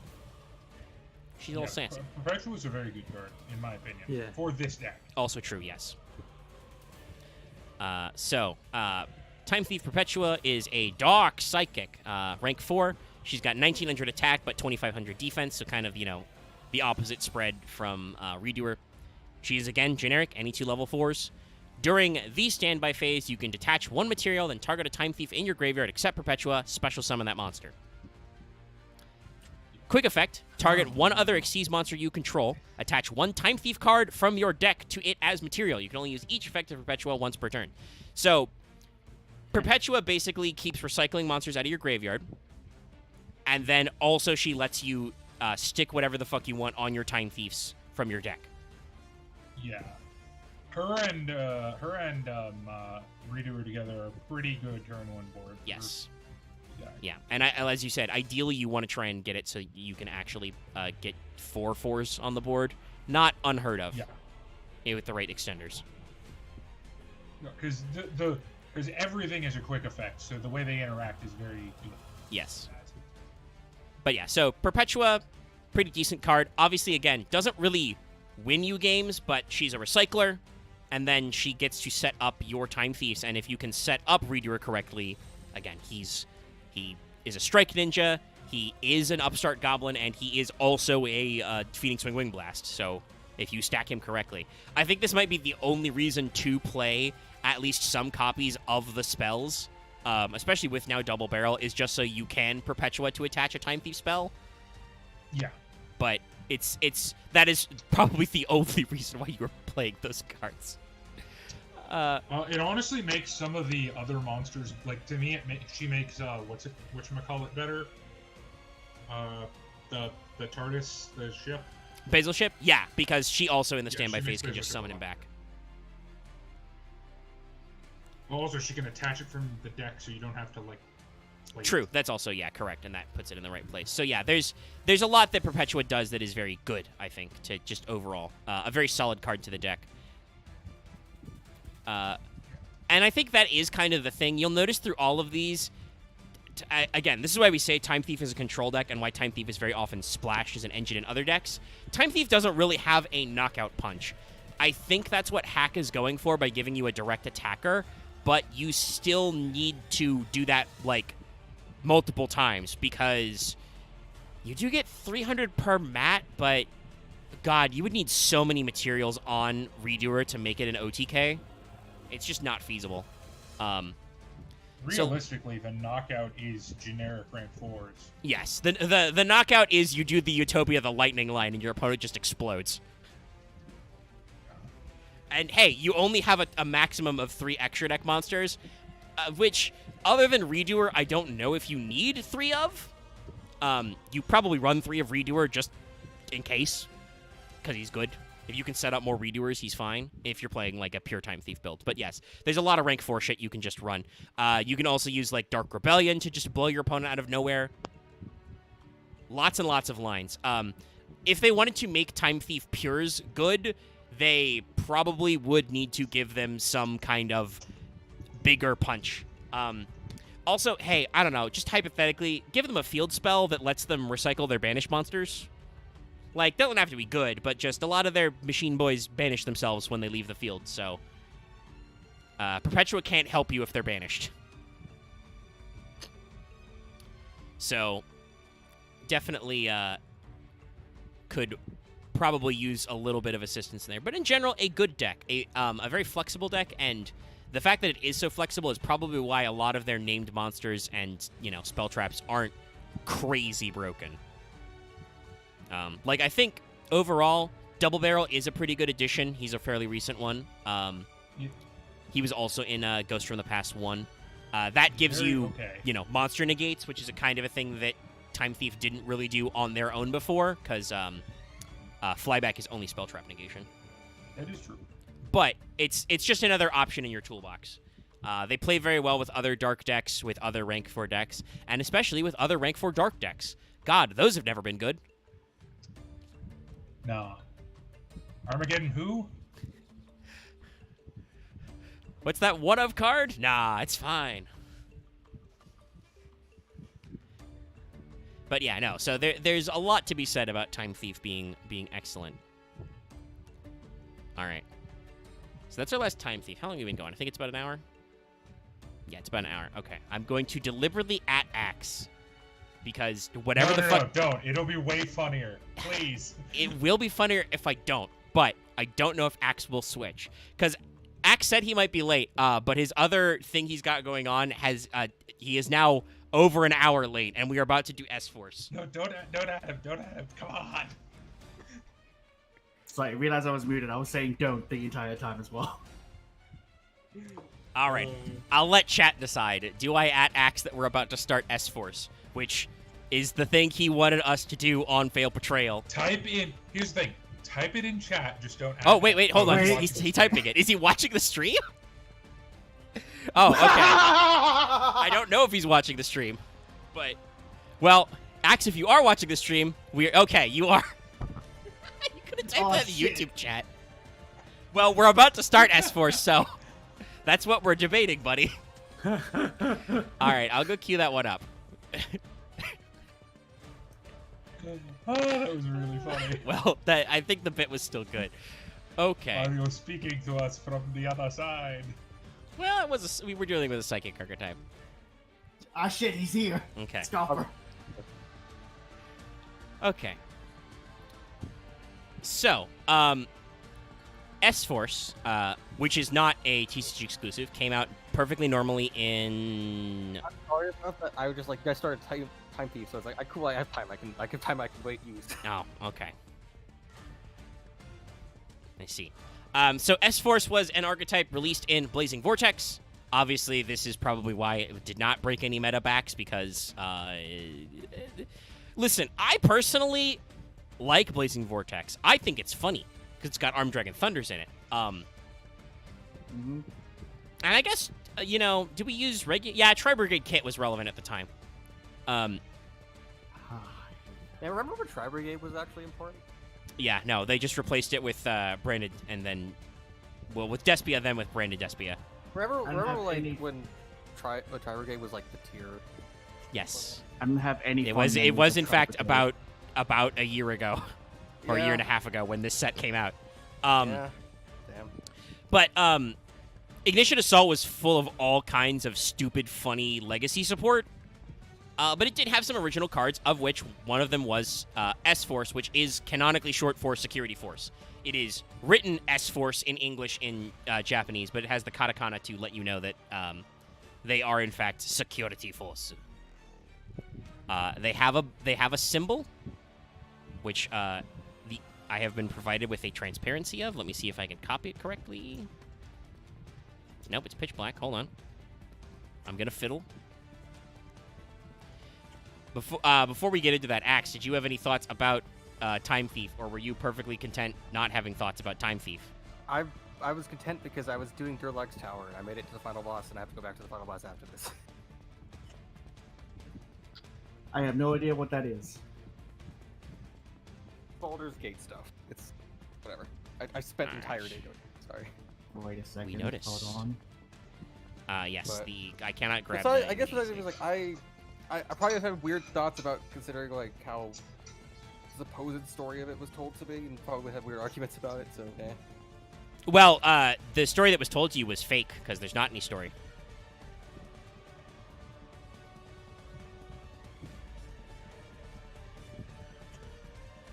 How about Time Thief anyway? Also, technically, S-Force at least has more implication with its spell traps. I mean, considering how a lot of things have to be like, people contextualize a lot of shit most times. So yeah. Wait. Nothing is set in stone until Konami writes it down. And usually it's Yeah. only GP exclusive. Well, yeah, but people there are 6 master guides, I think. They're all translated. Yeah. Also, thanks tonight for not putting out your TCG rulings anywhere where that can be found. Well, that's I don't also know true. They why don't do the judge. Because master apparently EDO Pro goes all on OCG rulings. Yeah, that's because the TCG rulings are informal, and there is no database where you can look them up. You just have to know them. Yeah. So That's how we get lots of silly stuff.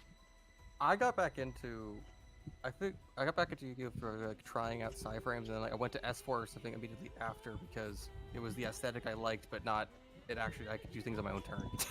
Yes. S-Force is also a control deck, but it is not a deck that works like Psyframe works, as we've discussed with Psyframe. You don't do anything on your turn at all. Oh. Well, Dallas has to go. I'm very glad he joined us for Time Thief. I guess we'll just tag out Dallas for I was Axe. about to Sorry tag about out. that. I have a thing. That's okay. Good luck. I tag in Axerman Yes. and do the slappy hand motion. I slap you on the back of the shoulder.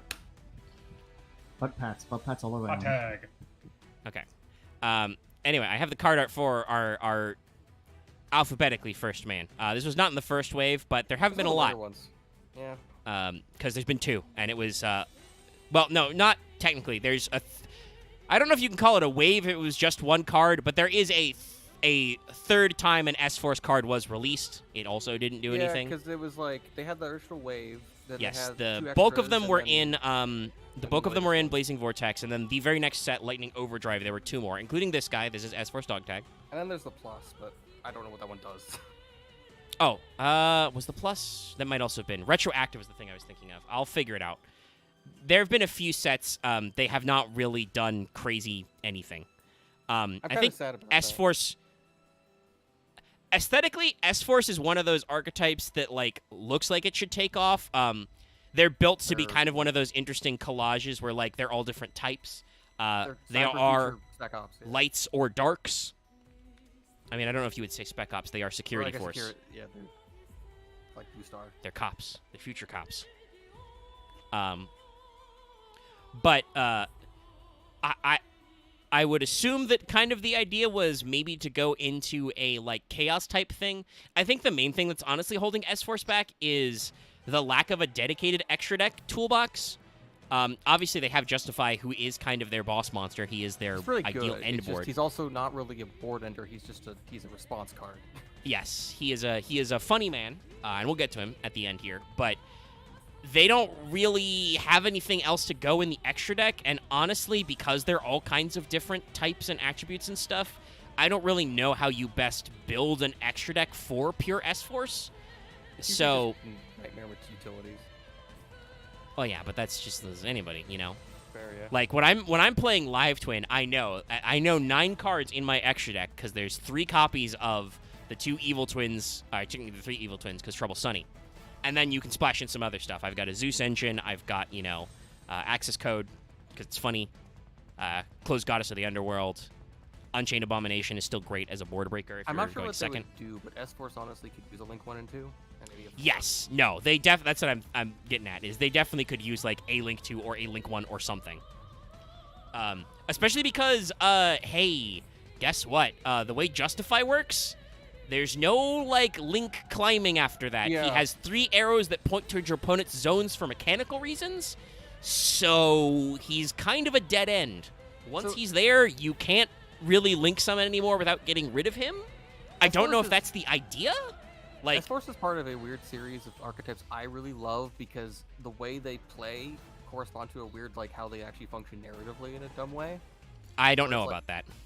Because each one is Justify. It's all function about each one basically is locking down a zone, like making a gate or like basically applying an effect. Well, yeah, to the opponent. I think as usual you're overcomplicating it, but yes, Because I in a see it as- in a 'cause simple like sense, how- you are correct. like how They Magical are Muscle cops. Plays where you're basically putting forward. They are cops. You just really like fancy analogies, but they are cops and they do lock down enemies. I mean, also, hey, you know what also locks down zones? Ojamas. What's the thematic significance of that? There isn't. I think they just decided Ojama Knight does that to be annoying, and they I kept think it their up. job is because they're literally wasting your space. Yeah, but there's a little bit of flexibility there. But yes, they are a control archetype. So this is Dog Tag. Let's actually talk about him. He is a robot dog, or 2 dogs.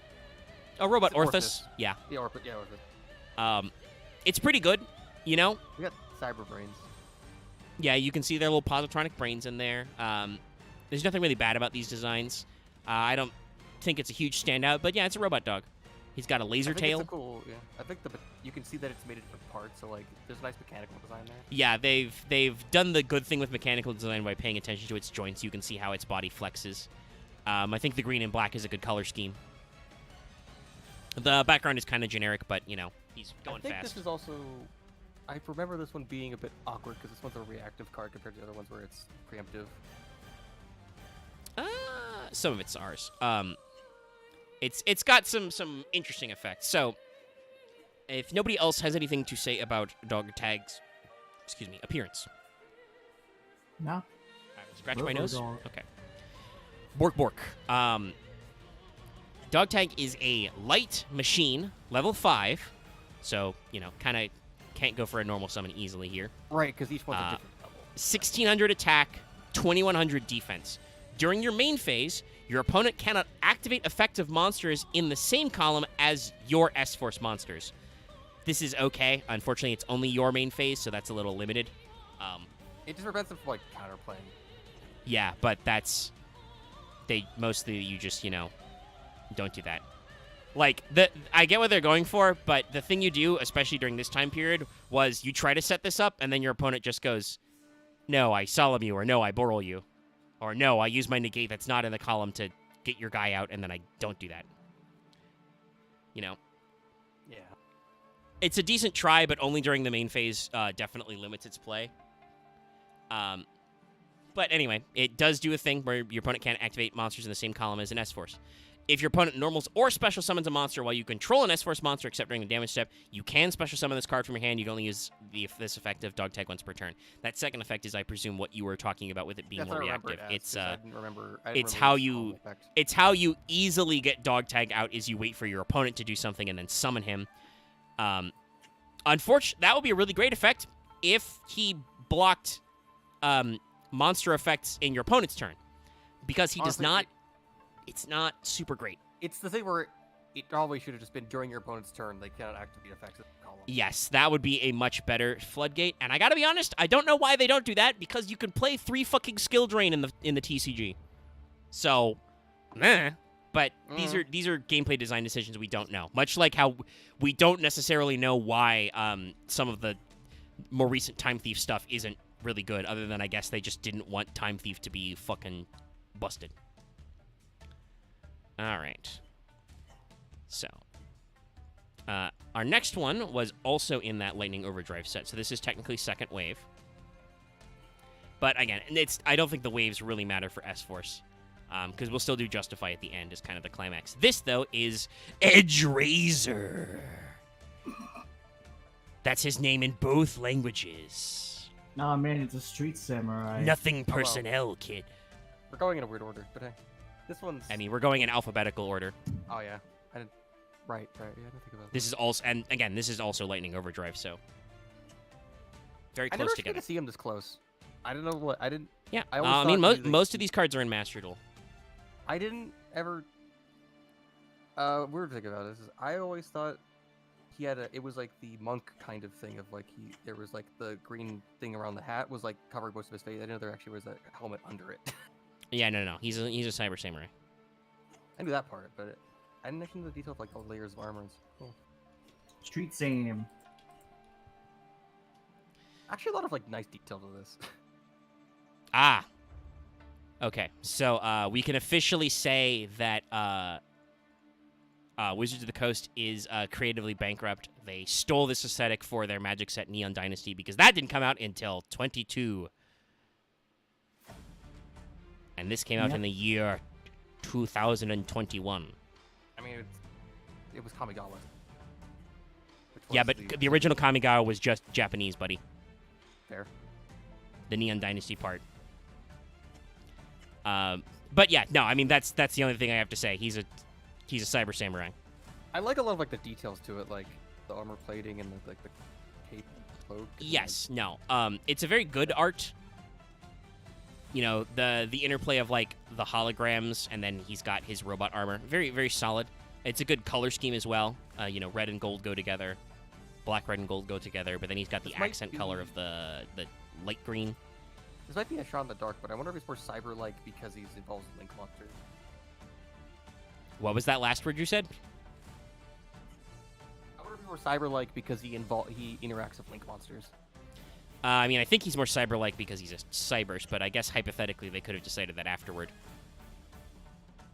You don't always know how the chicken and the egg works. Fair. The only other thing I want to note is he has a lot of swords, and he appears to have the magnetic sheaths for them everywhere. He's got magnetic hardpoints like are supposed to be on Spartan armor. So he can do the FPS thing and just glue the gun to his back.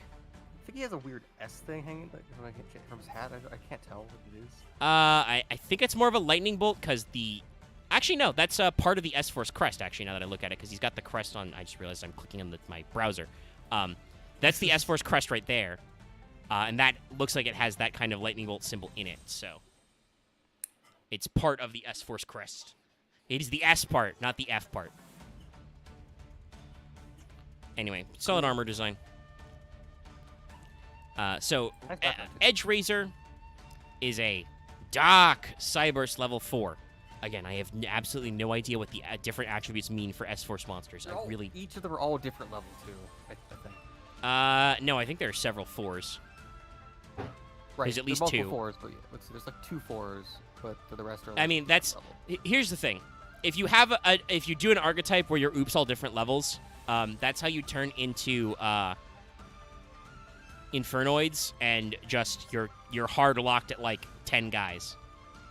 Literally will never be any more Infernoid monsters, probably. There might be a thing where it's one of each level, but one's like one light, one's dark or something. I mean, if they went for the full Chaos package, that would work. That's also technically how Dream Mirror works, but Dream Mirror is fucking awful, so... Go back to last week's failed portrayal and listen to me yell about how terrible it is for like 10 minutes. Anyway. I think the main thing is there's no indication so far from Konami that there is a specific theme with S-Force. They're, like I said, just kind of a grab bag collage of just whatever fits the general aesthetic. It's not like, each S-Force member carries a demon crest or, represents an alchemical element. They're kind of guys, They all just do different things. Like, one's Yes. an administrator, Well, one's yeah. like... Okay, fine. Edge Razor is a 1500 attack, 1300 defense, so a little low stat for the level. Most of them have really kind of low stats, honestly. But each of your opponent's monsters in the same column as one of your S-Force monsters cannot be used as material for the Link summon of a Link 3 or higher monster. So it is kind of an interesting anti-Link effect, as Axe alluded to earlier. If this card is normal or special, you can special summon one S-Force monster from your hand in attack position. Except Razor, you can only use this effective Razor once per turn. So, honestly, Razor's effect just to get you an extra summon when normaled is good. The Link material, what is cool, but unfortunately very situational. Link decks were obviously very popular when this card was printed. We were just talking about how this was very shortly after the set that contained, Tri-Brigade kit. So, Tri-Brigade variants were very common. But hey, one of the most popular Tri-Brigade variants was, Bird Up, which also exceeds summons. And this doesn't do anything about that. So, I feel like while Razor is an interesting card, it is once again very well balanced. It only counts for blocking Link 3 or higher, and it only works on Link monsters. If your opponent figures out a way to go around it, it doesn't work. And even if we have, Link-heavy decks, hey, guess what? For instance, this doesn't do anything against Sprite. Yeah. You can still make Elf, and you can make all the bits. If it was Link 2 or higher, this card would probably be worth it just for, running an S-Force package to, block up both EMZs, right? I kind of wish... It's kind of stuff where it's they're the edge of being good if they're just not oppressive enough thing. Yes, Dallas said this earlier. I don't know if you were watching the stream yet, but he did mention that he thinks that S-Force hasn't really broken any top cuts because for a control deck, they're not mean enough. They're fair, which is the problem is, that Yes. shouldn't be fair if you want to be winning. Honestly, it's not even necessarily about fair, per se. It's just they have to have those extra edges. And for a control deck where you're not just, out-tempoing your opponent, the way that you have that extra edge is you block your opponent from plays, and they just don't do enough. I almost feel like and then maybe this is why Konami hasn't gone back to S-Force. I feel like, honestly, Flunder does what they wanted S-Force to do, but better, in that if you do your Flunder lines correctly, that's a big shutdown. Like, Empen shuts down links way harder than Edge Razor does, because Empen says that your opponent's special summon monsters in the attack mode can't activate their effects. Hey, guess what? Link monsters are always special summoned and always in attack mode. And that is just way more powerful than... Now, obviously, that's on a guy that you have to tribute, but that's their whole thing, you know? Like, the It's lines easy for to do that. Flunder result in something much more powerful than Edge They have, Razor, like, whereas Edge five- Razor they is have, like, just 5 kind of extra a levels. starter. It's interesting, but it's not... I don't think it's cracked enough to do anything, because your opponent can just play around it. Like, if you're facing a Link deck, this could be bad. This could block your opponent from actually making their high-level plays. But most decks just go as high as Link 2s for tactics. It would stop, like, I guess, in Link, or like stuff that goes into like 3s and 4s Yes. commonly, but I mean, I think if you could position your zones correctly, this would probably give Salomon Great a little bit of trouble. generally, if like their goal is you want to get a full 5 board, with like justify in there. Yeah. Yeah. But yeah, so there's definitely some options here, but I think he's just a little too fair, a little too anemic in stat wise. He doesn't have good stats for a level 4. It's just not gonna win any awards. All right. The next one is grabbing the art.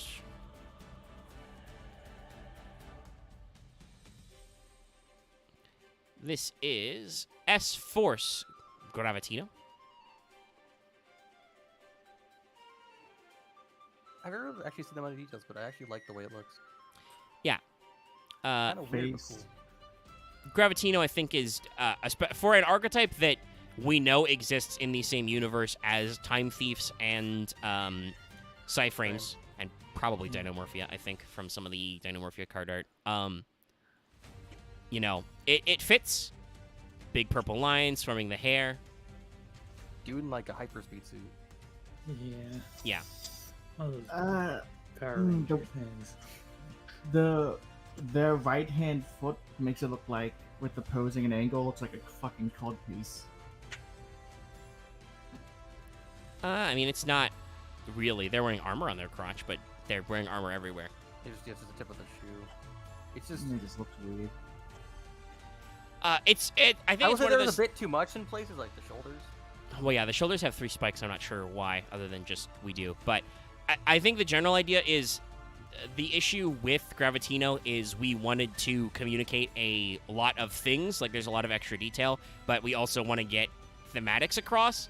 So Gravitino is very clearly doing like a runner or skater sprint type thing. I think he's running up a building. Yeah, it does kind of look like buildings in the background. The background is very obscured, but like, Looks like there's the ground on the floor. look at the kind of like almost like blade-like shape of the bottom of the shoes. I get kind of like speed skater vibes from the aesthetic here. Yeah. That's Um, why I think he's got the tubes for like oxygen or fluids or something. I mean, I don't want to speculate what the tubes are for. Fair. Yeah, I think that's a crosswalk down there. Yeah, on the bottom. Interesting. Hold on, let me go find the source on that. What was the source on that?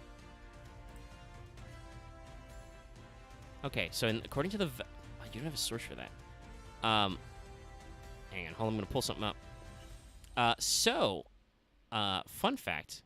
According to the wiki, in an unsourced comment, according to the Valuable Book EX, Gravitino is the monster gravity controller after he joins the S-Force, which would make sense.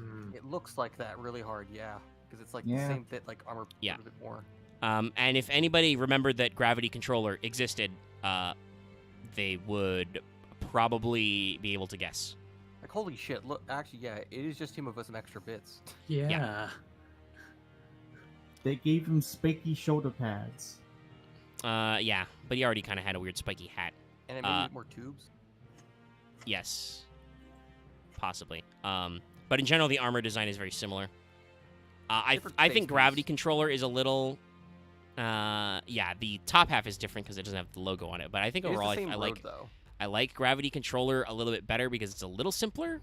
It's an in-play shot, yeah. And obviously you can see what he's about because he's fucking gravity controlling now. It's kind of interesting that they line up then, so we'll go through that Day with and those night. cards. Yeah. So S-Force Gravitino is a light psychic monster, level 5, 2k attack, 1400 defense. Each of your opponent's monsters in the same column as an S-Force monster is banished when it leaves the field, so it's a one-sided defizz type effect. That's actually useful. If this card is normal or special, add an S-Force from your deck to your hand, except Gravitino. You can only use this effect once per turn. Now, problem with that second effect. This is a Stratos that is level 5. Not a good combo, Konami. Why Well, have you haven't done waited- this? So the I weird mean- thing about I know you have ways to special, but it's normal or special. When the fuck are you normaling this guy? yeah, why are you normal? Yeah, it's Yeah, like, it's unless- it's.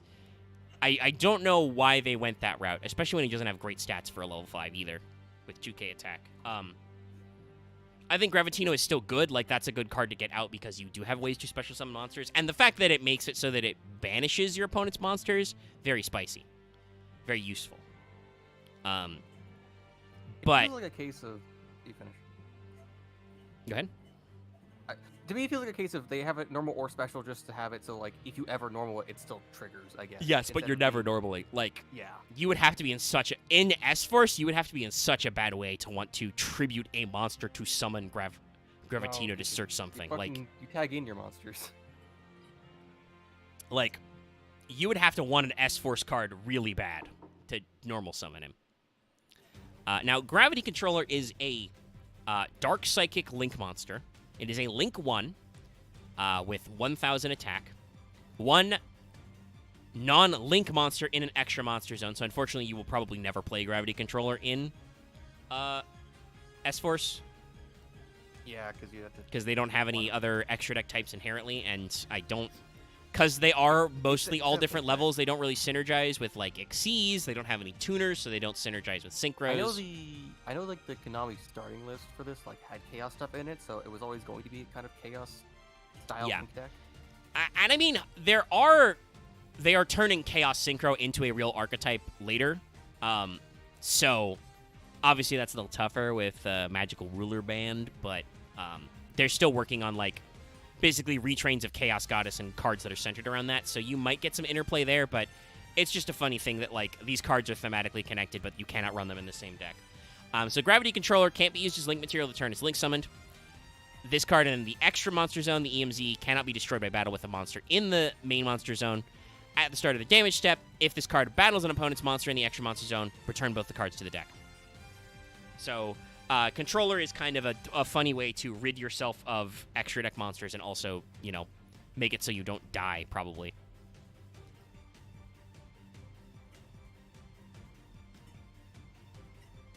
So, there's definitely some stoof there.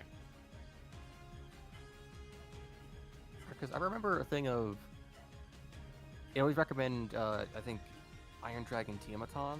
That's the name Yes, of it. because Tiamaton has haha funny column effects and is a dark. It locks the columns out, and also Chaos Daedalus, I think, was the recommended thing, and Chaos Creator.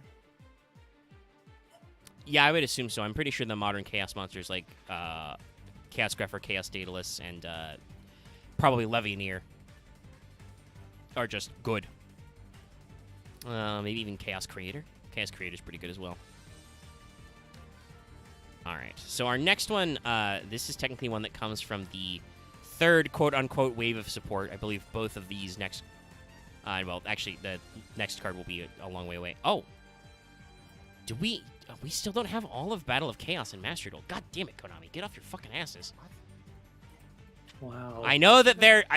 listen, Konami, if the fact that you can't string enough of them together to make a Master Pack theme is your problem, just edit the fucking secret packs. Like, just put more in this. Just swap stuff in the secret. You can... And if that, like, affects the rarity, let it affect the rarity. Put good cards in Ultra Rares. Or put more cards at rare and normal to like fuck that meta up.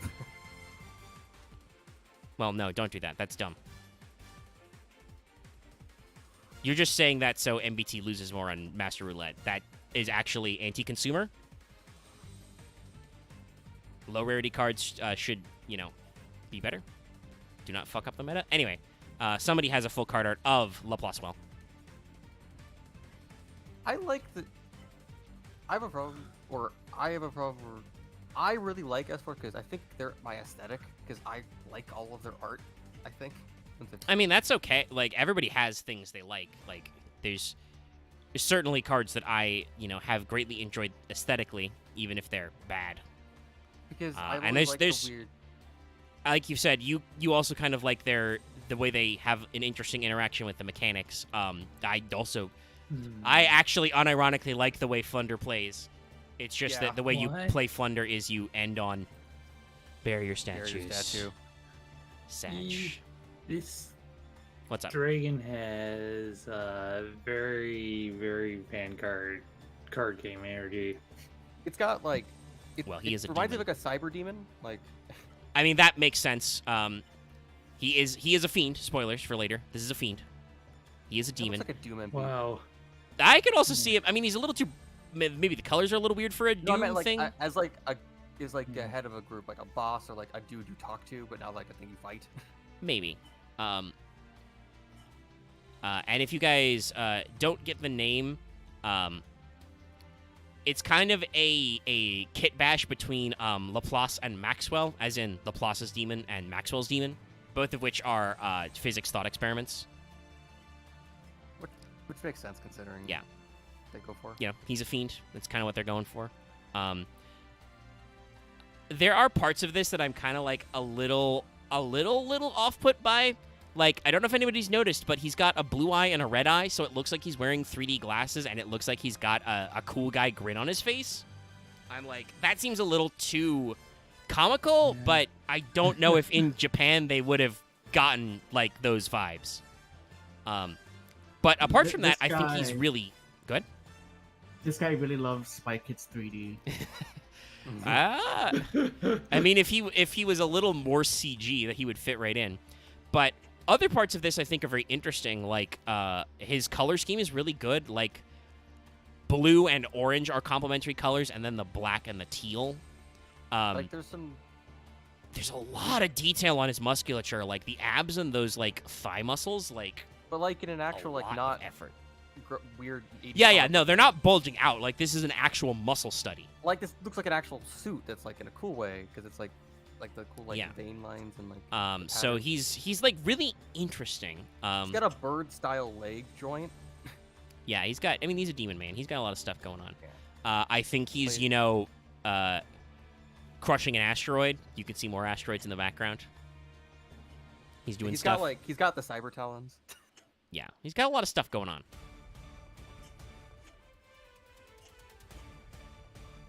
I wish this really good character I'd actually like want to have around in like a video game. It's actually like fun. So, Laplace-Well is a light fiend. I know, very weird. Like I said, I don't understand the attributes at all in this deck. Are they all different types? I forget if I don't know if they're all different types, because I think there might be a couple machines, but they are a lot of different types. This guy's a fiend, like I said. There's like light overlap, but mostly. They're pretty evenly split between lights and darks, I think. He's a level 6. He has 2,400 attack and 2,500 defense, so okay stats for a 6. If this monster is special summoned, target an S-Force monster in your graveyard except Laplace-Well, special summon it. You can banish an S-Force card from your hand and destroy all opponent's monsters in the same columns as your S-Force monster. You can use each effective Laplace-Well once per turn. So, Laplace-Well is actually a decent card. That actually helps you get tempo. Yes. He lets you, if he's specialed, he lets you extend, so you get another guy on board. And you can, you have to banish from your hand, but that's okay. You can work around that. You have a couple of cards that interact with being banished, I believe. So one of your main cards works with that pretty easily. Yeah. So, and then he's just basically like as much of a Raigeki as you need, which is decent. If you're controlling the zones, you're able to hold it down, kind of thing. And obviously, you know, he's supposed to be a big scary boy. He's, you know, kicking the moon or whatever. Because I know that S-Force have inherent specialing, I believe this card to be good. I don't think this does anything at the time he came out. Yeah, this was Battle of Chaos, which was the start of this year. Out, so There's a lot of good shit in Battle of Chaos. But yeah. this is definitely a card that if you are trying to play S-Force now, you put in. You put I him in feel there. like they could be rogue, but I don't think they like get any like top cuts anymore. No, you could probably. I think there's enough probably S-Force locals. names. Yeah, you could. You could probably bamboozle some people at locals who have no idea how the fuck this deck works. But Yeah. for good luck in it. deeper You probably play, make it. You probably make it into like top 16 at the regionals. That's kind of it. Probably as far as you ever go. the main problem I would say now that they have is because they only work on column stuff. Your opponent just plays tier and just They don't have any grave. does thing in the graveyard. think. Yeah. Didn't I mention ever? Basically, I think this, in that sense, I think S-Force is almost like the opposite of Exorcister. Like, Exorcister is like, yo, if you get set up on Exorcister, if your opponent touches the graveyard, you kill them. Honestly, I feel like they just need like. I don't think they have a 2. They probably need like a 2 that special itself to like if someone does something in the graveyard and then blocks kind of graveyard effects. But Isn't it's she a column 2? based, so it wouldn't work. Though. Or is she a 1? She's a 1. Oh, I guess she is a 2. No, she could do that. So I guess she a 1. If they don't have a 1, that would be good, because then you have a 1-for-1 target. That or it'd have to be a Link 2 or something that does it because. it's I something also, in general, think that to be good, they probably need more extra deck stuff, because that's kind of a thing that they don't really do well. Like, his gun. Okay. yeah. thing. This is, Everything but his gun looks cool. all right, chat. Get ready for your jokes. This is S-Force Aurifist. In Japanese, he is Security Force Orifice. So it was technically worse. It's like a I pilot think it's officer. supposed to, I think it's supposed to be like more like officer. Something um, else. God, I don't know what the fuck. Considering that this is the same localization department who realized that Dragma was gonna be a problem and changed it to Yeah. Dogmatica, I Or don't is know it- how the fuck they printed Aurifist. Or a fist. Yeah. Yes, literally Aurifist, with a fist. Like, okay, orifice. Okay, that's just like literally it's orifice but spelled differently. But you could have done He's an orificer. officer. Yeah. You could have probably gotten away with officer. I don't think anybody would have complained. It's just weird. But art-wise, his gun is too big. It's just too boxy. I get what they're It's going very for, but blocky. yeah. It looks like I'll be real. It looks like it could rotate and become a beam sword. Who knows? It might be. It's a Sentai weapon. It does look like a Sentai weapon. Like, obviously, he's going for a cyber cowboy look, which he pulls off. He's got, you know, the tasseled jacket. He's got the chaps. They're not assless chaps. He has pants inside them. Yeah, he's got like cool like arrow belts and like Yes. the duster. He's got a lasso glove. The thing I would That like looks to... like it's acting as like a grappling hook. Yes, because he can it's Spider-Man, currently too. in the air. Yeah, for he's some reason. Spider-Manning. Chat, there's something very important I would like you to notice that I've seen now that this guy's blown up. He has a gear in his gun.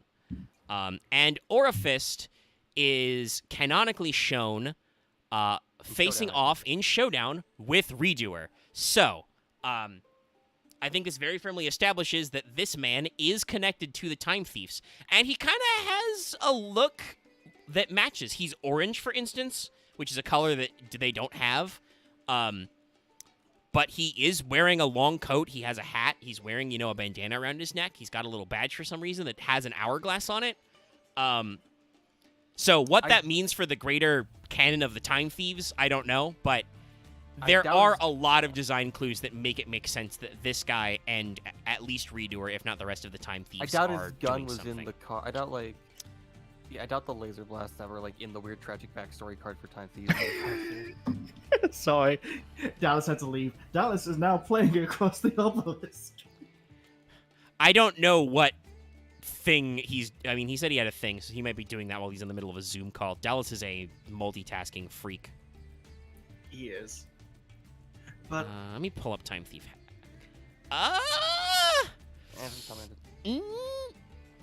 Okay, we didn't show the card art for Time Thief Hack.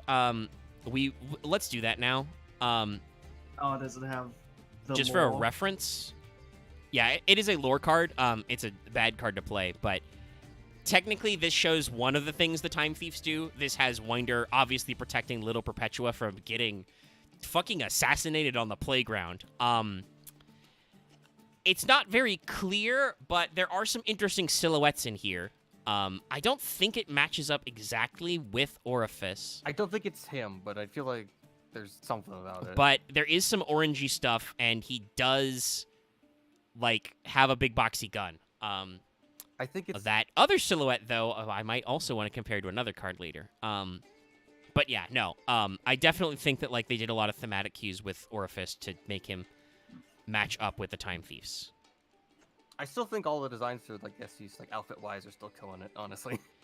I mean, yeah, they're modern Yu-Gi-Oh cards. And the artist for this clearly had a good design sense. Yeah. So, oh, okay, no, they are not all different types. This guy is a light cyber, so he is kind of the opposite of I Edge thought he was a Razor. warrior. No, That's he's a like the cybers. Oh. He's a level 4 cybers, 1800 attack, 1k defense. So yeah, kind of different stuff.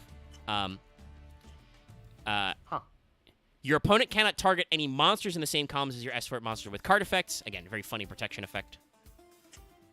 Or reverse protection effect, I guess. It kind of stun locks your opponent from dumb stuff. But when your opponent activates a monster, when an opponent's monster, I am not saying this correctly. When a monster your opponent controls activates its effect. Quick effect, banish one S-Force card from your hand, destroy that monster. You can only use this effect of Orifice once per turn. So Orifice is a negate. Well, not really. It's not. It's like Oaks, like Ghost Ogre, kind of a thing. When your opponent activates a monster effect, you get to blow up that monster by banishing a card from your hand. There's also a card that lets you, I think, move your S-Force so you can move it to negate and then pop. Yeah, you can do some interesting things going around. Orifice is okay. He does have the that destruction quick effect, and that does negate certain effects by removing the target. And his control effect is very funny. I don't think it does a lot because it just prevents your opponent from targeting their own monsters with card effects. But yeah. At the very least, he's a decent guy because he is your best statted level 4 normal summon, so definitely got some vibes going on. All right, we're going to pull up our next one. So this is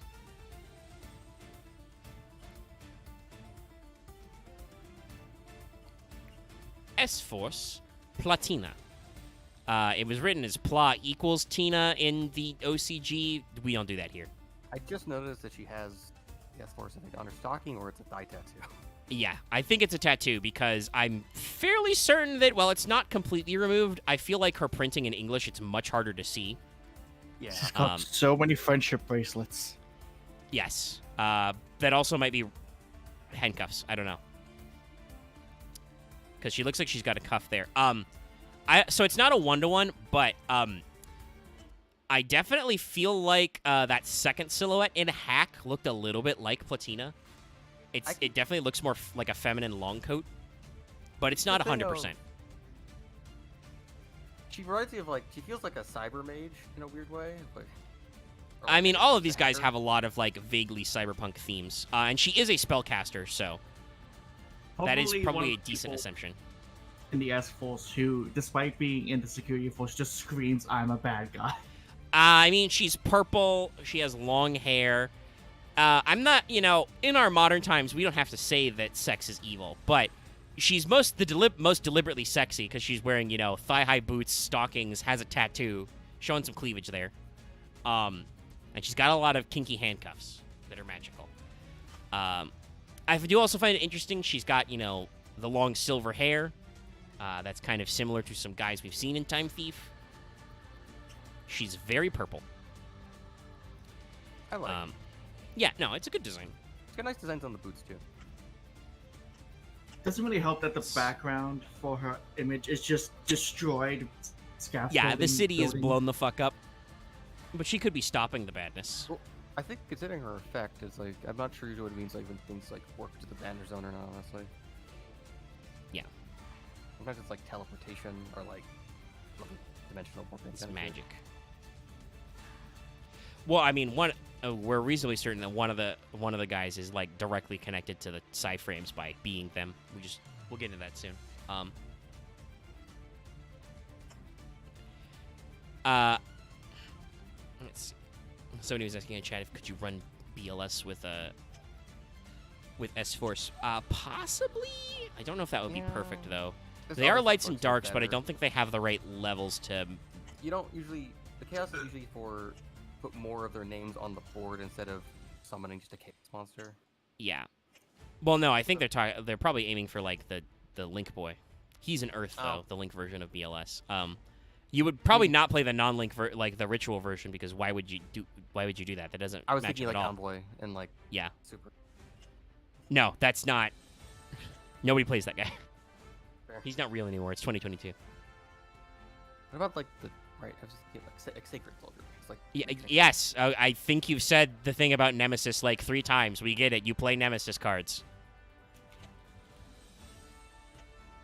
This is how people play or think about original BLS. I'm just gonna leave that there. I mean, he was End of unmanned. discussion.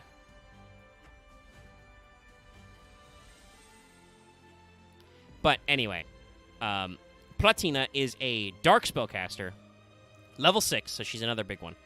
I guess that's probably why La Plus was light, but meh. She has 2200 attack, 2k defense. Once again, reinforcing. S-Force have terrible stats. Now, this one at least has a modulation effect. Each of your opponent's monsters in the same column as an S-Force loses 600 attack. That helps. But you know what? It would help great if you could just have your monsters have appropriate stats for their levels. Anyway, if this card is normaled or specialed, you can target one of your banished S-Force monsters except Platina, special summon it. You can only use this effect once per turn. So, Platina, very important. Several of the cards we've seen already banish from your hand. Platina lets you recycle them on normal or special, which is better. I feel like just in general, like, are you supposed to run double summon with S-Force? Like, what is this obsession with normal summoning high-level monsters? Is it?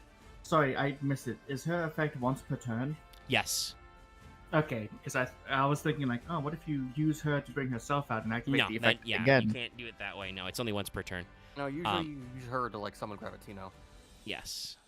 But 600 isn't a lot, but it's better than most, and definitely I think that makes it more likely you'll actually be able to get attacks out. And her interaction with the way they play is good. It's just, once again, the main thing is, I feel like they've got... The main thing I think with S-Force is, I feel like S-Force has an issue where a lot of their lines are really telegraphed. Like, to do specific things, you want to bring out a lot of S-Forces, and the way you bring out S-Forces is very obvious. When you go into Platina, you're going to summon back a guy who's banished, you know, shit like that. So, that is probably why they have problems, because decks that have very specific lines, very straight lines that are easy to figure out, those are very vulnerable to hand traps and board breakers. Also, I think that's the other thing. We're not all the way through them, but I'm pretty sure S-Force don't have anything to deal with spell traps, really? I don't remember. Which, especially in our modern meta, means there's no freaking way, because there are loads of board-breaking spells. Like, obviously, you've got Lightning Storm, but also... And 3 copies of Raigeki. That's kind of it, really. But also, like, hey, Dark Ruler? Nothing. I'm trying... Or just droplets, yeah. Droplet is also another spicy one that negates everybody in halves. Because what I'm noticing is, like, they're weirdly a reactive thing, and then, like, they shut down by just covering the board to do a bunch of aura effects. Yes, you just put a bunch of guys on board and stack them up. Yes, they're also very vulnerable to nib. They're weirdly a going second deck, but they feel like a going first deck is the prior thing. I don't remember their spell traps besides helping you recover their materials and move them Yeah, around. I mean, obviously, I think you can go first because they're a control deck, and then you just set up the columns so your opponent can't do anything, but it's very weird. Anyway, this is Professor Die Gamma.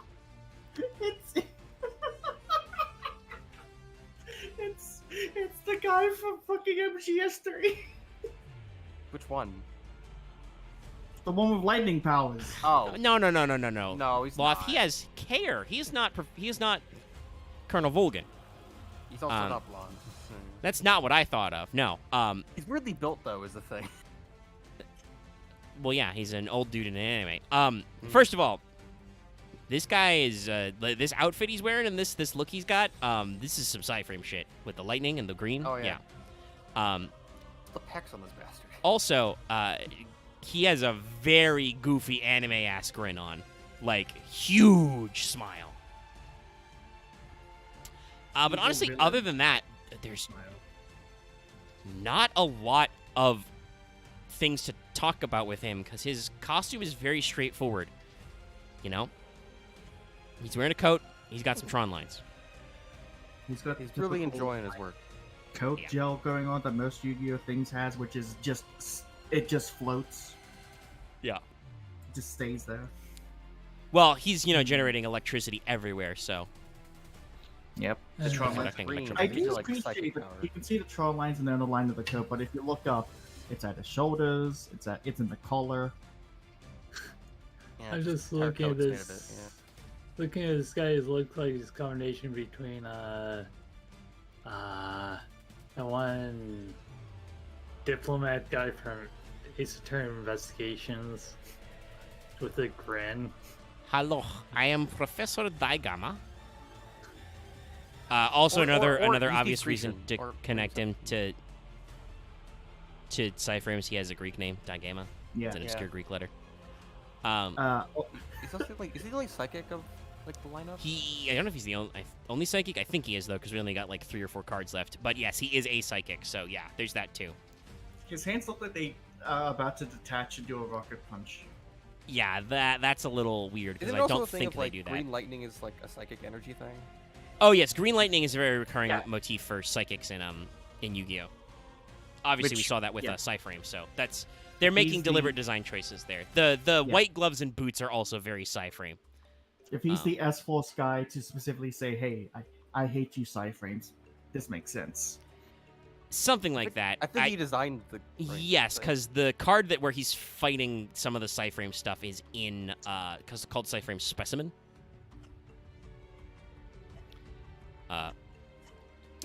It might be a. This is a kind of weird thing to write, but there's always a thing where an organization creates the writer and then they break away to fight the organization. So True, we might have just created it and then created the Cyframe.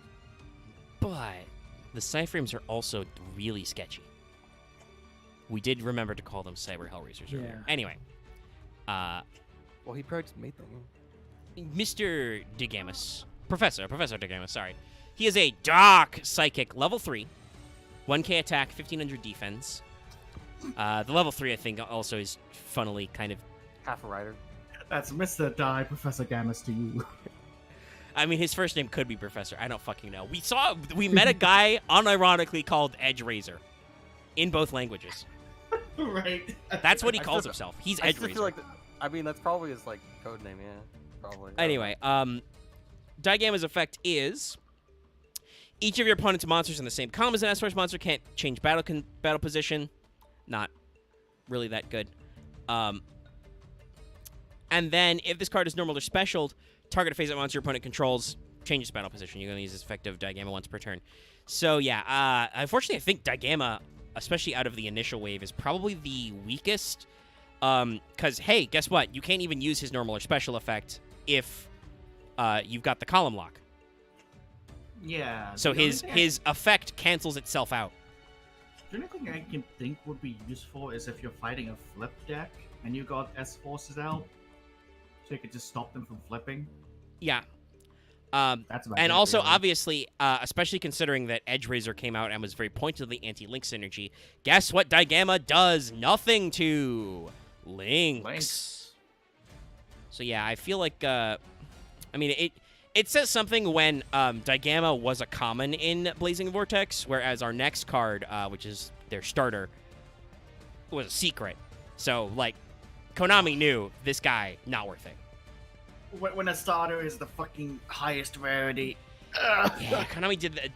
Konami still does that off and on, but in 2021 they did that a lot, even for decks that aren't really even worth it. But I guess something has to be a secret rare, you know?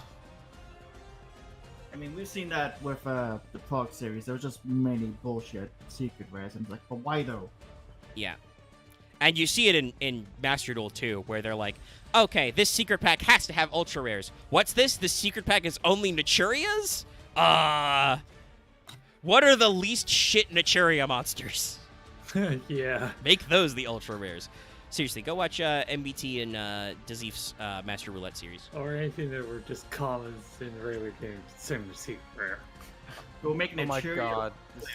This reminds me of the meme of this really intense meme of like Disney being like, wait, like this. It was like a super anime thing where it was like falsely subtitled and like voiced. It was like, shit. Wait, I'm supposed to lose. How am I not losing? Oh, hey, look, it's Every Yuffie. time I really think of that one meme. This is S-Force Rappa Chiyomaru.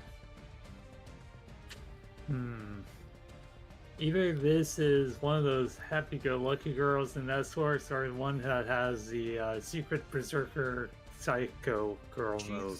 I mean, she's way too cute to have a berserker mode. Kunoichi cadet. She even has the fucking bandana.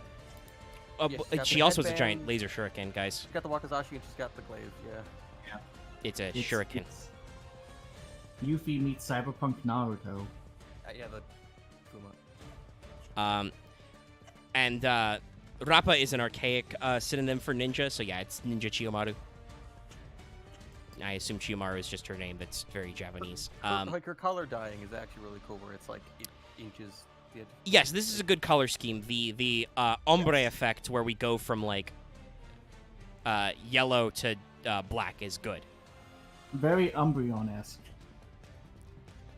Yeah, so she's got a lot of stuff going on. I mean, she's got knife heels.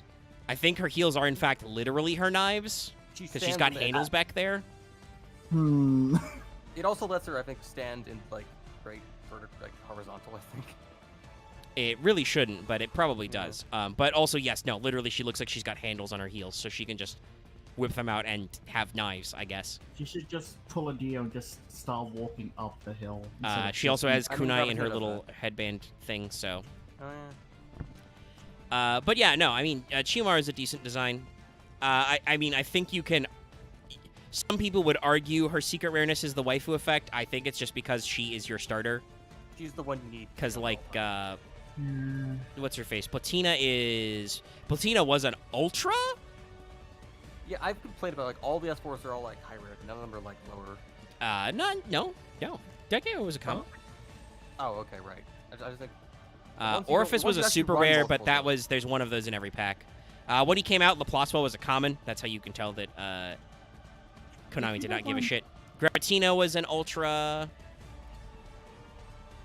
What were you saying, Loth? Looking back, like we've got the ninja here, and she looked very like non-standard Razor ninja. was And a then you super look back to the samurai they had, who looks super specifically samurai-esque, and it's like, wait a second. Well, he was made, like, a bit I mean, this later. is still fairly like obviously there's more cybernetic embellishments, but she's wearing like a kimono overcoat. She's got the sash belt, the wakizashi, She's the a cyber headband. ninja.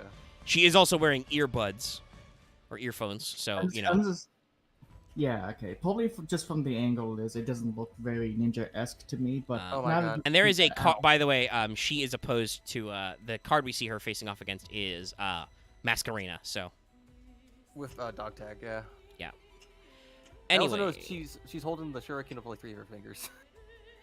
well, she's pointing to the sky, it's heavy. to the WrestleMania sign where she'll fight Masquerena. Damn So- it, Dallas isn't here. No, he's not gonna. I think she was giving Masquerade like a. Never mind. She's chasing Masquerena, but she can't keep up because Masquerena has rollerblades and a motorcycle. The girl's panicking the fuck out though when she does it. Masquerena could be a four-wheeler by herself and her bike. Chiyomaru is a dark warrior, so she's a warrior. So you get to run Rhoda and some other. I have seen Axe run some weird attack to get to Chiyomaru.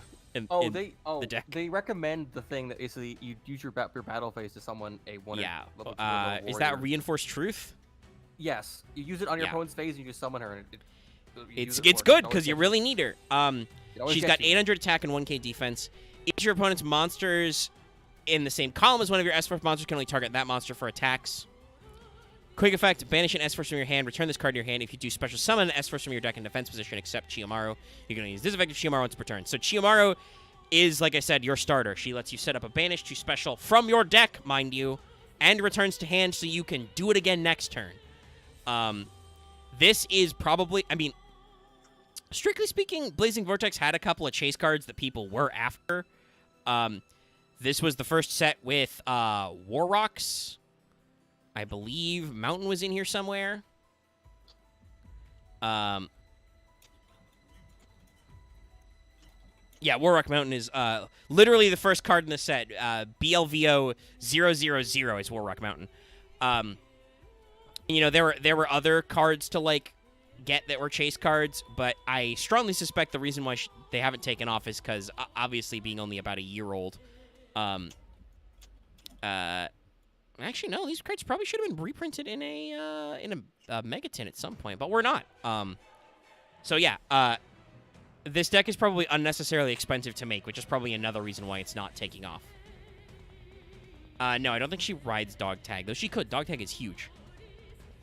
I will double-check the Spell Trap art to see if there's any we need to bring up. But yeah, Rapid Shiamaru is a very critical card for you. Her stun effect with the columns is not super important. Though you can obviously do funny things with your opponent. The main thing is just bounce yourself to summon from deck in defense position lets you get at a lot of guys. Yep. And because that requires you to banish, that sets up a Patina play, so it's a very good card. I think honestly they need more Chiyomaru type stuff. As forced together strong. Yeah. And she's a warrior, so you can search her. Oh, no, they do have a level 1. That is retroactive. Okay. This was the other one that came out in Battle of Chaos.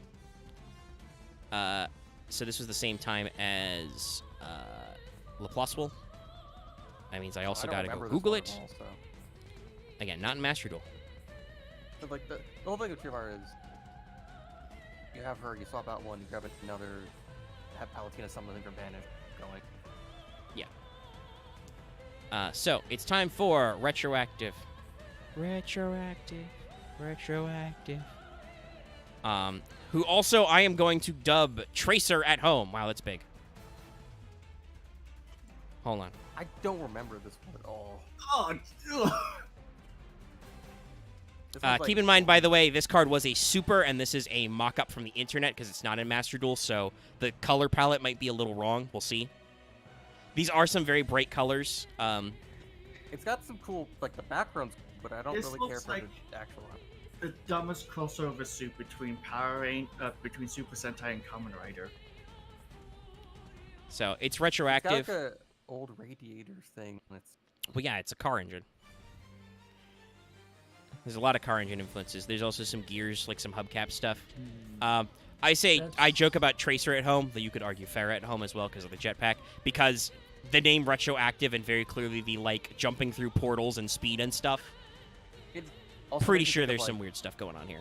some various Flash villains. Possibly. That color is the same as it's in this card. I'm just looking at it. Well, yeah, but the card is foiled, so Yeah. that throws off the palettes. Yeah.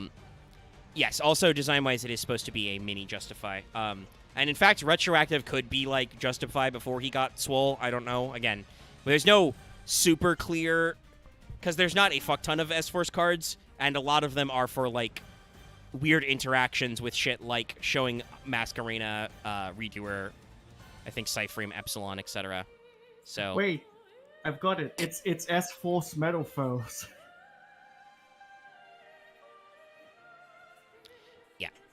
Silence. Okay.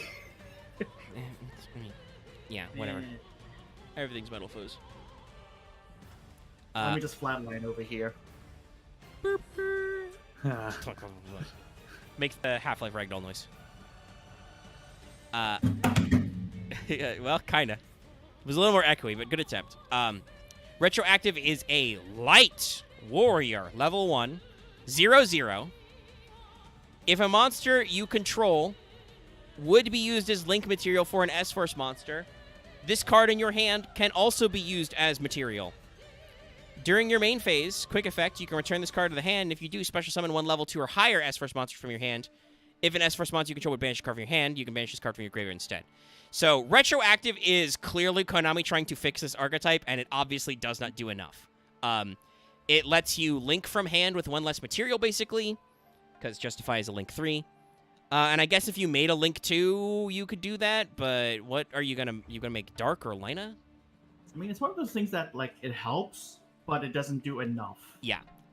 Like it does a lot of stuff, and again, during your main phase, you can quick effect return this card to your hand to special summon a level 2 or higher, so it like gives you another normal summon that does something, because it lets you special summon the guys from your hand, because Chiyomaru is from deck.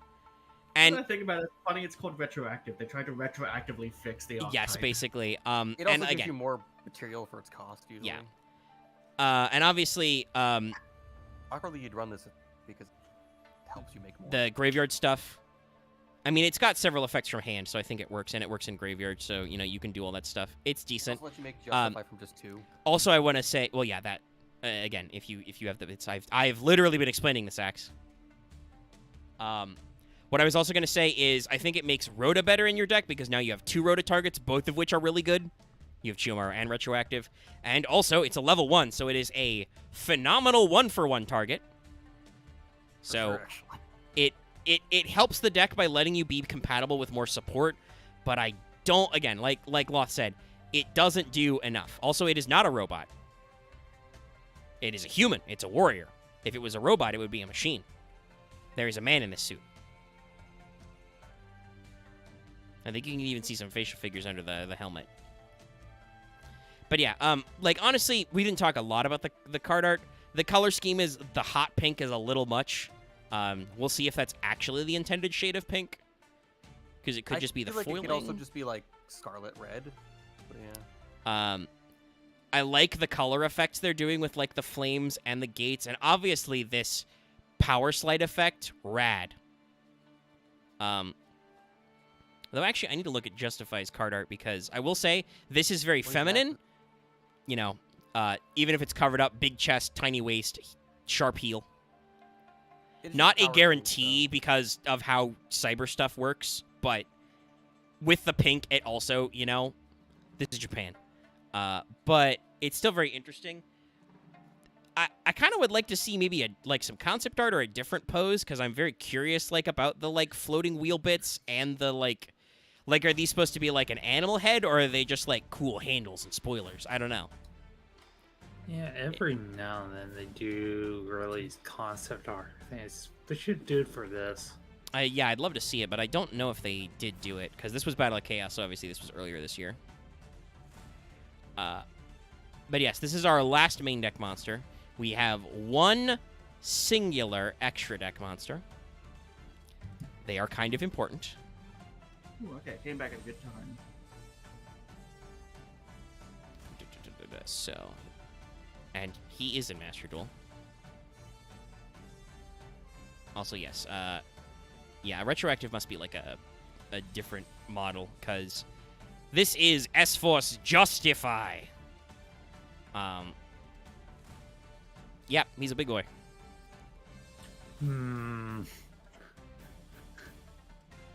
Why could he also feel like he could also be in the UAs? I mean, a little bit of that. He does have huge shoulders. It's not really a sports uniform, but I know, but Also just with- felt like it. Oh yeah, he's got. I can see it, Moth. He's got Just a plate. more futuristic sports.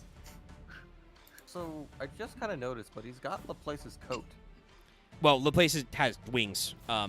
But it's a very similar color scheme. He is also orange and black. That's probably supposed to be a connection. He's got a lot of Tron lines coming out of places. He does have a cool coat. Like platings too. This has, I'm going to say it, this has strong Mega Man vibes. Yeah. He's got a big X-shaped visor. He's got, the thing behind his head, and Oh my huge god, shoulders. is this Justice Man?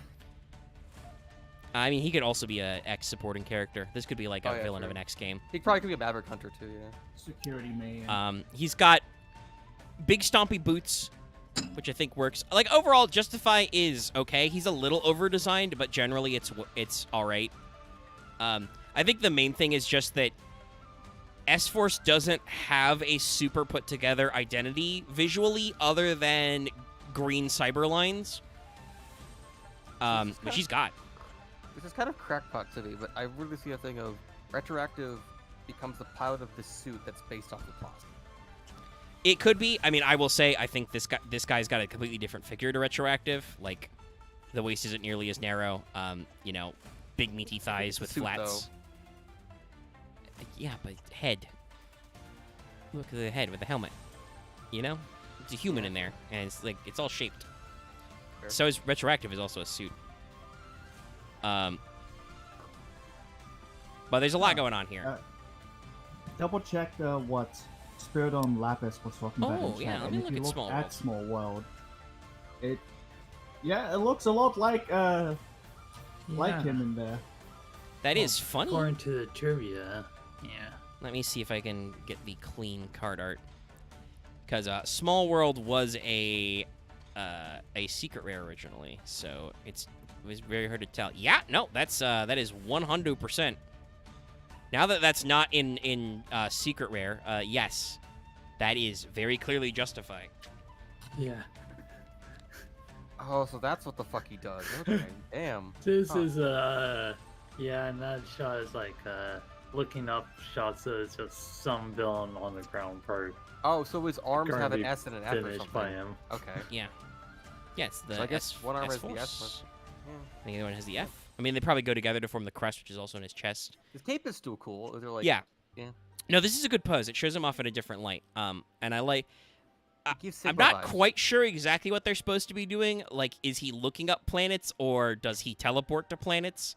Are the Is he S-Force locking- responsible for more than one planet? I never got those vibes, you know? But the Or funny is he thing locking is, people away? Yeah. you can also see in the background of Small World, there is like what looks like a viewing window behind him. So maybe he's just in a planetarium type area. Yeah, it could be. I can you? Hypothetically, you could use Small World with S-Force, because Small World is reveal a monster in your hand, choose a monster from your deck that has exactly the same type, attribute, level, attack, or defense, and then banish the monster face down. Then add a monster that is exactly one of the same type, attribute, or level as the chosen monster. So technically, because they're lights and darks, and some of them have the same type, you could, like, do a Small World bridge with them.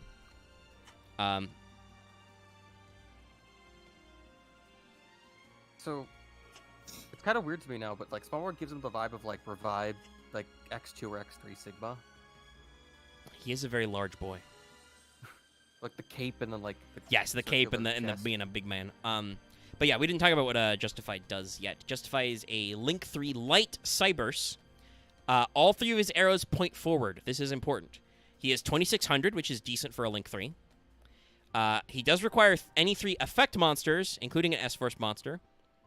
So just one S-Force monster. Now, like I said, this does mean that with Retroactive, you can bridge to Justify very easily by just making any Link 2. And then use Justify in your hand. It's still a little weird, though, because I don't know what you would do. But you cannot summon / set monsters to a zone this card points to. Quick effect, target an effect monster your opponent controls and negates effects until the end of the turn, then move that card to a zone this card points to. You can only use this effect if Justify once per turn. At the start of the damage step, if this card attacks, banish all monsters this card points to. So, Justify locks zones. They can't. The 3 zones can't be used to summon or set, which does prevent your opponent from still like using him for Link stuff. He can move an effect monster once per turn to those zones, and then when he attacks, at the start of the damage step, he banishes everybody. Non-targeting banish. So, decent removal, a once per turn negate, blocks your opponent out of summoning.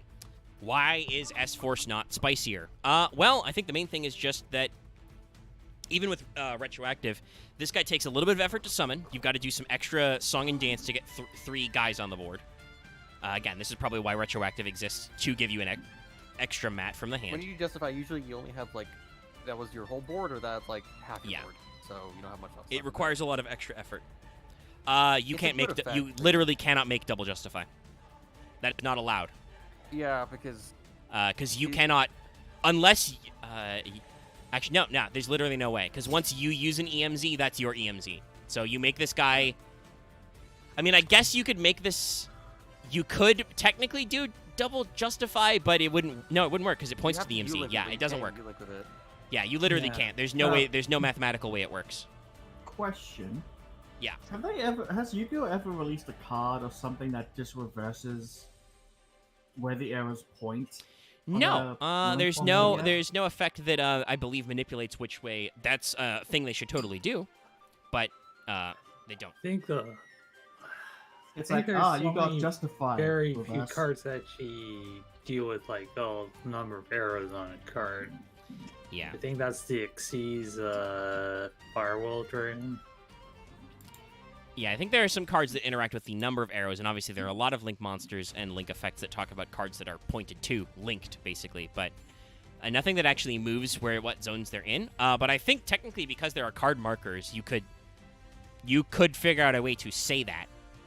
But yeah, no, Justify, and this is why Justify is kind of a pain in the butt, because you cannot link climb easily out of him other than just a straight linear climb.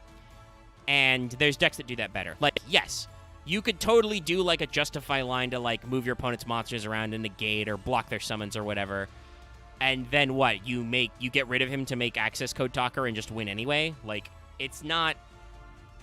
It's a good card, but it's not quite the turn ender I think they want it to be, because it still only blocks 3 of your opponent's zones. It doesn't do anything about the EMZ. Obviously, you could probably figure out a way to pair this with, like, zone blocking cards. Tiamaton is recommended. You can do some funny Ojama stuff. But I do not think there is enough support. And again, the thing that I think is killing S-Force, like, right now, like, why you don't just run S-Force right now, no interactions with spell traps from any of their monsters. They don't really have any protection. They don't really do anything about spells or traps in the same column as your S-Force monsters. I assume that's because Konami is trying to avoid making it so S-Force can create a state where your opponent is locked out of play, but they need to be in a state where your opponent is locked out of play, because if your opponent is not locked out of play, there's always a chance they're just going to draw Raigeki, and if you get Raigeki'd, you're fucked. They Like, probably wanted to Yeah. avoid making another Mech Knight situation. I mean, Mech Knights weren't that bad. Like, that's the thing. I feel like they were trying to make S-Force, like, better Mech Knights, but they never quite got there because Mech Knights actually have stuff.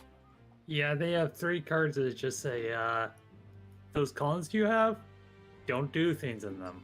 Yeah. But those were, fairly decent to play around because the way Mech Knights work is they require your opponent usually to set something up in those columns anyway, Like, Yeah. getting your own Mech Knights out is hard. Your opponent has to have set, like, something in a back row or summon a monster before you can fuck around with it on your own. I'm not sure how to feel about it, but it's a weird situation where I think at the time they came out, we were having kind of a meta where people weren't really doing. There wasn't that much spell. There wasn't back row besides outright floodgate decks. Well, traps, no, were not very popular, and are always kind of tangentially popular. The thing is, spells are always popular, though. Like, Lightning Storm was out, so decks that can afford it were running 3 Lightning Storm, which absolutely schmackles you if you go first. Raigeki had been unbanned at this point. Feather Duster had also been unbanned. I don't think that hurts S-Force as much because they have a fairly limited run of spell traps themselves. But in general, there were still cards. Dark Ruler No More, I think, had just been printed in a structure deck. And again, if you do all this effort and you make Justify, and your opponent just smacks you with Dark Ruler, no, there's nothing you can do about that. Same with, like, Imperm. Imperm your Justify. Forbidden Droplet. There's lots of stuff they don't have a lot of really good reaction to, so I'm gonna skim over their spell traps really quick. So there's Chase. Chase is funny, so if I can, I'll put the card art up while I go look at other stuff. Like, I think Justify is cool because he's a non-targeting banish, and he, can relocate enemy monsters to jail. But if you're playing a serious modern deck, he's really easy to get rid of because you don't really have a lot of protection and you don't have a lot of interaction with spell traps. Yeah, and most of the things they have are like traps that more just do support you instead of Yeah. Using your phone. For instance, S-Force Chase, there's the card art. It's very funny, very Yep. Oh, adorable. I can see your shuriken now. I could never know before. I'm pretty sure. I literally pointed it out to you. It's right fucking there. It's huge. Yeah. I'm pretty sure Axe has kicked my Yeah. ass with Justify a few times. If you're not playing a deck that has outs to monsters like Justify, it's bad. But there's plenty of ways you can get rid of it. You can kaiju it off the board, for instance. Can't do anything about that. But yeah, so S-Force Chase is a normal trap. Target face-up cards your opponent controls up to the number of S-Force monsters you control with different names. Return them to the hand. So, decent. It's a mass bounce. S-Force like to have a lot of monsters on the board, so you might even get, up to a bounce 5. And it is up to, so it's optional. And then it has a graveyard effect. If an S-Force monster would banish a card from your hand to activate its effect, you can banish this card from your graveyard instead. Just in case you don't have a Patina online, Mhm. But still, generally you want to send them. But still, it's the bounce is good. For a control deck, I think that's decent. Let me see. What's our next one? Right. It's... Yes. The important part of Chase, making sure you see the assets. S-Force Showdown is one of their quick play spell cards. That's the one that shows Orifice and Redoer in the moonlight. It's a quick play spell card. Activate one of the following effects. Special summon an S-Force monster from your hand in defense position, or add an S-Force in your graveyard to your hand. You can only activate once per turn. Showdown is probably important. It's just another extender. You want more guys to summon to do more columns, and if you do it correctly, you can do funny things with the column interaction, because it's quick play. Weird thing about... I think it's the field spell it has, where it's like it doesn't work sometimes, but okay, that might have been EDO pro thing of the issue. Yeah. What? Well, also... Yes, you did mumble that a lot, but I understood you because my volume is higher. I think the main thing with Bridgehead is a when, so it misses the timing. Right. If you activate it in a chain, you can't get it. Fine. So, don't do... Dump The on thing it. you always did was Metaverse dump it immediately. Don't do that. Metaverse add it to your hand. Yeah, The next trap, though, is Specimen, which shows some fucking weird shit going on. That's another normal trap, but if your opponent controls a monster, you can target an S-Force monster that's banished or in your graveyard, special summon it to the same column. Again, decent recovery. You can banish this card, target an S-Force you control, move that to another main monster zone. So, Specimen is good, and that was a common in Blazing Vortex, so they knew that that was part of the setup right away. But it just gives you more control options. And then Bridgehead is your field spell. When it's activated, you can add an S-Force monster from your deck to your hand. Pretty typical for a spell trap. A field spell type effect, And then when an opponent's monster declares an attack on your S-Force monster in its same column, you can activate an effect. Your monster can't be destroyed by battle. You can only activate this effect of Bridgehead once per turn. You can only activate one Bridgehead per turn. So, Bridgehead is also a little too fair. Obviously, it has a very important role that it searches your entire fucking deck. But... which is very important, but its battle effect is not great. With Chiyomaru, so that you can only attack in the same column, or only attack that monster in the same column, there's probably some funny manipulations you can do, but yeah, it's just not very strong. For something you can only activate that protection effect once per turn. So, yeah, they probably really need something to do with spell traps so that your opponent can't just blow up your whole board you spent all that effort making. And probably need some better extenders in the extra deck. Honestly, they probably should have where the columns also affected the spell traps, so it should have just been like full column coverage. Well, they don't have any continuous spell traps. I meant their monster effects, like if they do a column, it should have also affected besides the monster in the column, but also the spell trap in the column for certain other cards. Like, you can't target certain cards, or like, Well, can't activate effects. yeah, but that would still require new monsters because they already have one effect per monster. I mean, if you want to just say, hey, all of my monsters do, like, one extra thing, yeah, okay, your deck would be way better, but that's not the design philosophy. They need a monster that is, like, something about spell traps can't be activated, or, set spells or traps can't be activated in the same column as your S-Force monsters or something. negate the effects of spells that target, whatever you want to do. I'm guessing none of these spell cards have anything interesting to show besides No, So, not yeah. really. I mean, I could show Specimen because that's got like the driver guy fighting, but also it's just there's a lot of light in it. It's not really detailed.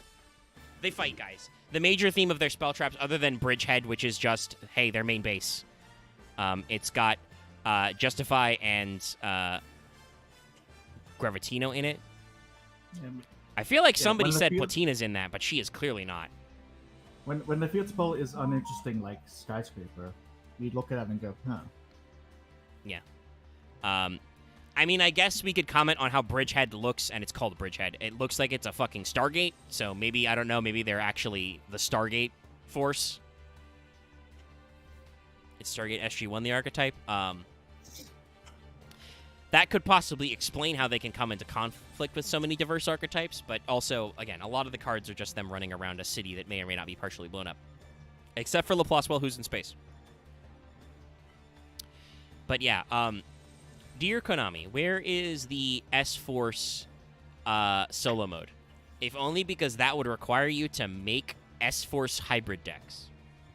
Yeah. And not, you have to make at least 2. Because there'll be one behind a gate.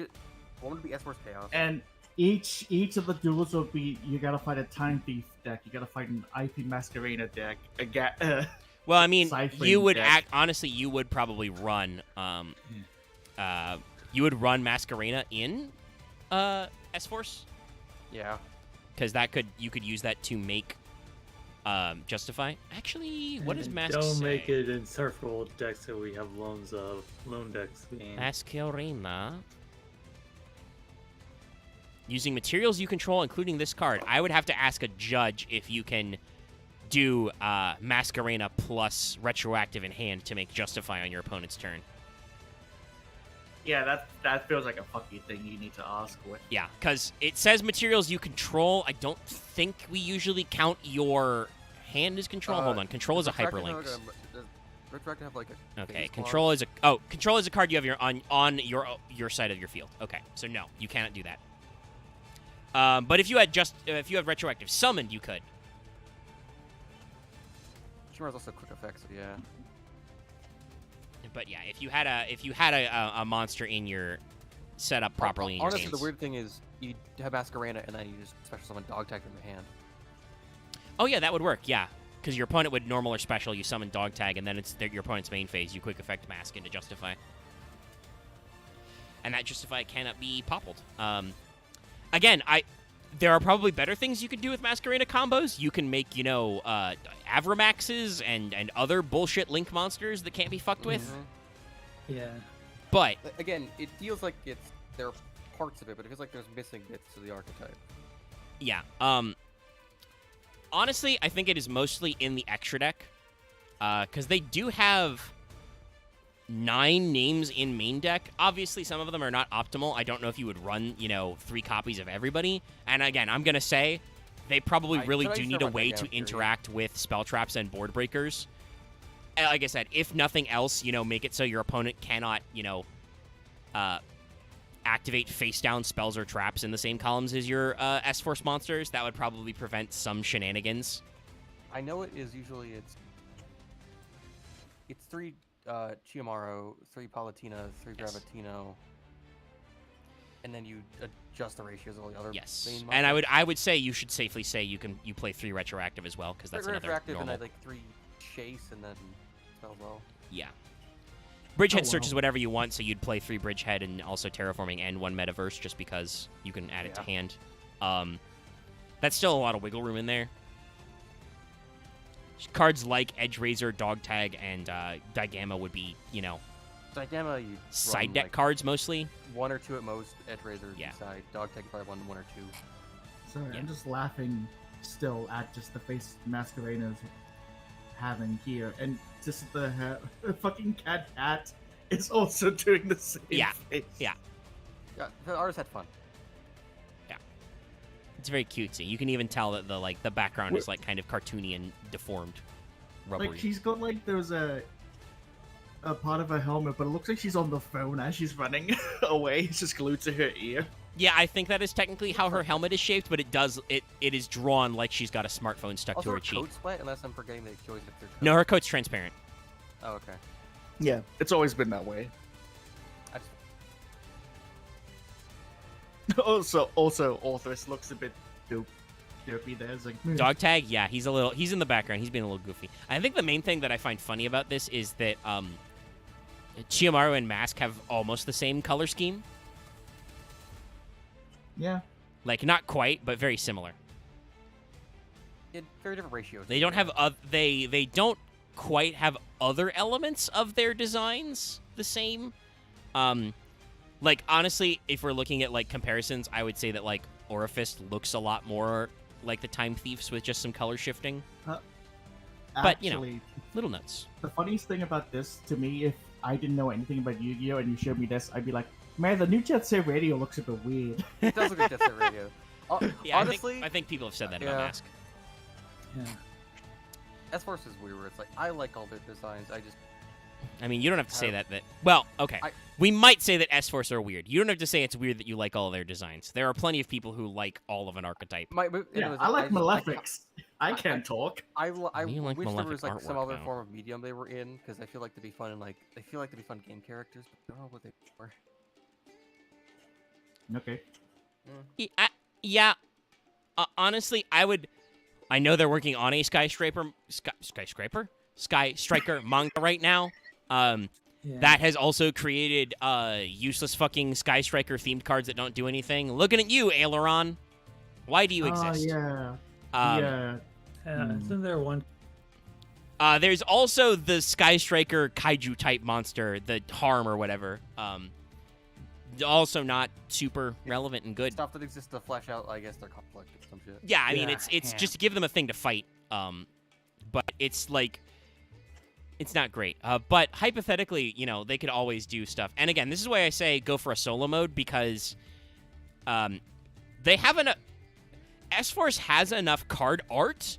You could do a lot to explain their story. I mean, it probably won't be as kind of actually engaging as I think the Vendor one, but it might be like the Plunder one where it's just kind of a roll call and like a showing. Yeah. Okay, look. If you want like uninteresting solo modes, they already did one. It's Gem Knights. Not that interesting. I would say Dream Mirror was more boring than Gem Knights. Then again, I've only played like 3 solo modes, so I don't give a shit. I mean, some of them are very fun. Like Katakuri is very interesting. Geargia was like a huge send up of old school anime. Even like the Six Salmon stuff were pretty interesting. Martha's correct. Dream Mirror is very, very mid. It's just, It's ooh, like- you're in a spooky dream. Is It's your not mirror even like- good or bad? It's not even like Megalith where it's actually like a history special.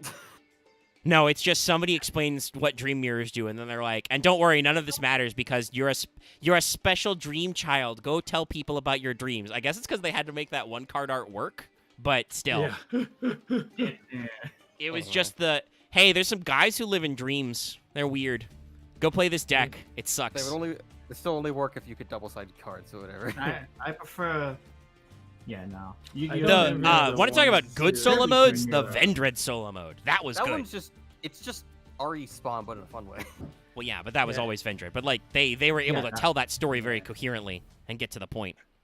And actually had like multiple events because he had multiple forms. You know, we worked through all the stuff. But that has brought us to the end of our list of things. That was S-Force and Time Thief. They are connected.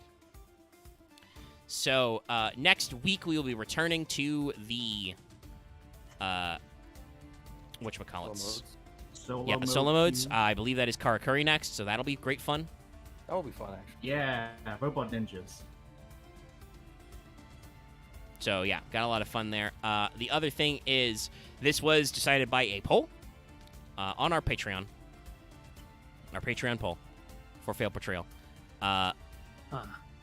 So it is a new month. You know, patrons have been charged. So you can apply at any time to get in there. So it's a perfect time now. But that does leave us with some options out there.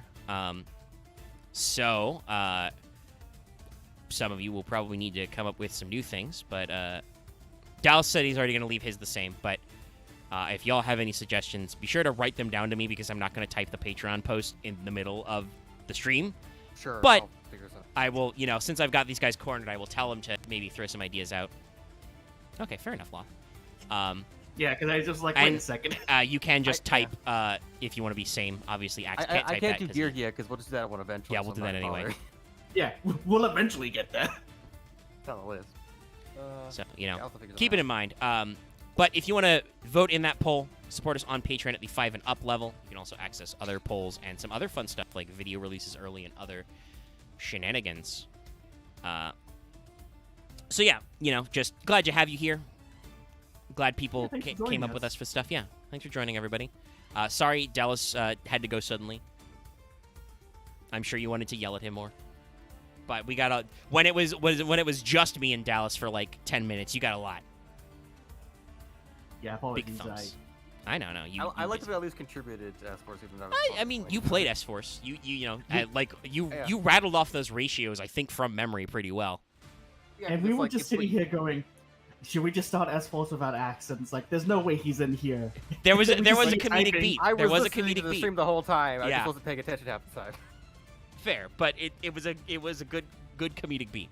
Also, the joke there is even when you're in the stream, you're not paying attention some of the time. There were a couple points where you said something that I I literally shouldn't be said. doing it, but I am finishing the event. Okay. Fair enough. I won't say any more because I don't want this to go further. Yeah, we're Yeah, we're I at gotta go. 2:45. We can wrap up. Look forward to Karakuri next time. I'll get you that poll as well. Plug Make in, sure to everyone. support us on more stuff. Give the stream a like, drop some comments. Hypothetically, you can yell stuff in the comments to the rest of these guys for suggestions, and I've put one or two up as well as like fan choices and stuff as well. So give us some vibes, give us some thoughts, what you want to see. Lucky has agreed to do a guy who doesn't know anything about Yu-Gi-Oh. What's like an archetype that works for that? Well, it wouldn't be an archetype. It would not be Oh. a failed portrayal. It would be Specific cards. that thing. Yeah. Guy who doesn't know anything about Yu-Gi-Oh, tries to understand if Yu-Gi-Oh cards are good, which are very popular these days. I would ask for suggestions, but I don't know how you would do those, which like outside of our comment section or our Discord where Lucky would see them anyway. Maybe I'll set up like a Google survey line or something and just, take your polls. And I don't know when we're going to do that stream either. I'm just saying Lucky has agreed to it, so keep that in mind as well. I have no idea what to show him that isn't too Be sure to complex. go back. Well, sometimes you show him cards that are simple that are bad. Yeah. Like, I know he won't watch the stream, so I can say that, like, obviously Pot of Greed will be in there as a meme. I think we should I show him might like put, Witcher Sengan. Yeah, that's probably a good idea, some classics. I was thinking, Solemn Judgment, because that's actually a card that, like, yeah. in real life people didn't figure out was good for a little bit. Yeah. Also, So Upstart throw Goblin, in- maybe? Throw in Yeah, maybe. a rabbit-related card in there, like Rabbit Dragon or something. Oh, yeah, I should grab some rabbit cards that are funny, because I can do Rescue Rabbit, which was very powerful, but Yeah, also I can Rescue do other Rabbit. dumb stuff. Rescue Rabbit, and then I think wasn't there was the other one like Mechanical Rabbit, like Dino Rabbit? I forget the name of it. There's a It few. was I'll think of some stuff, but anyway, like I said, I don't know how Yeah. like chat. I'll take your suggestions on that. I would definitely probably want people to submit some I stuff to me, but wonder I'll how think about many some stuff. extra deck monsters are to show. Yeah, you have to be careful because I don't want Ones to that be too don't too much. complicated. text, Anyway, seems to comprehend it. we'll figure that out at a later date. Just keep in mind, like I said, we're on tap for that. Make sure to go back and watch our Monday stream. It was our second stream of Plague Tale Requiem. It was good. It was spooky. It was Halloween. And continue to check out other stuff we got going on. For instance, if you're interested in the new Star Ocean game, Lucky played that for several hours on What's Up this weekend as well. So thanks for all that, guys. And yeah, I'll see you next time. Good night, everybody. Bye. Axe is already gone. Axe keeps the stream going on too long, and then he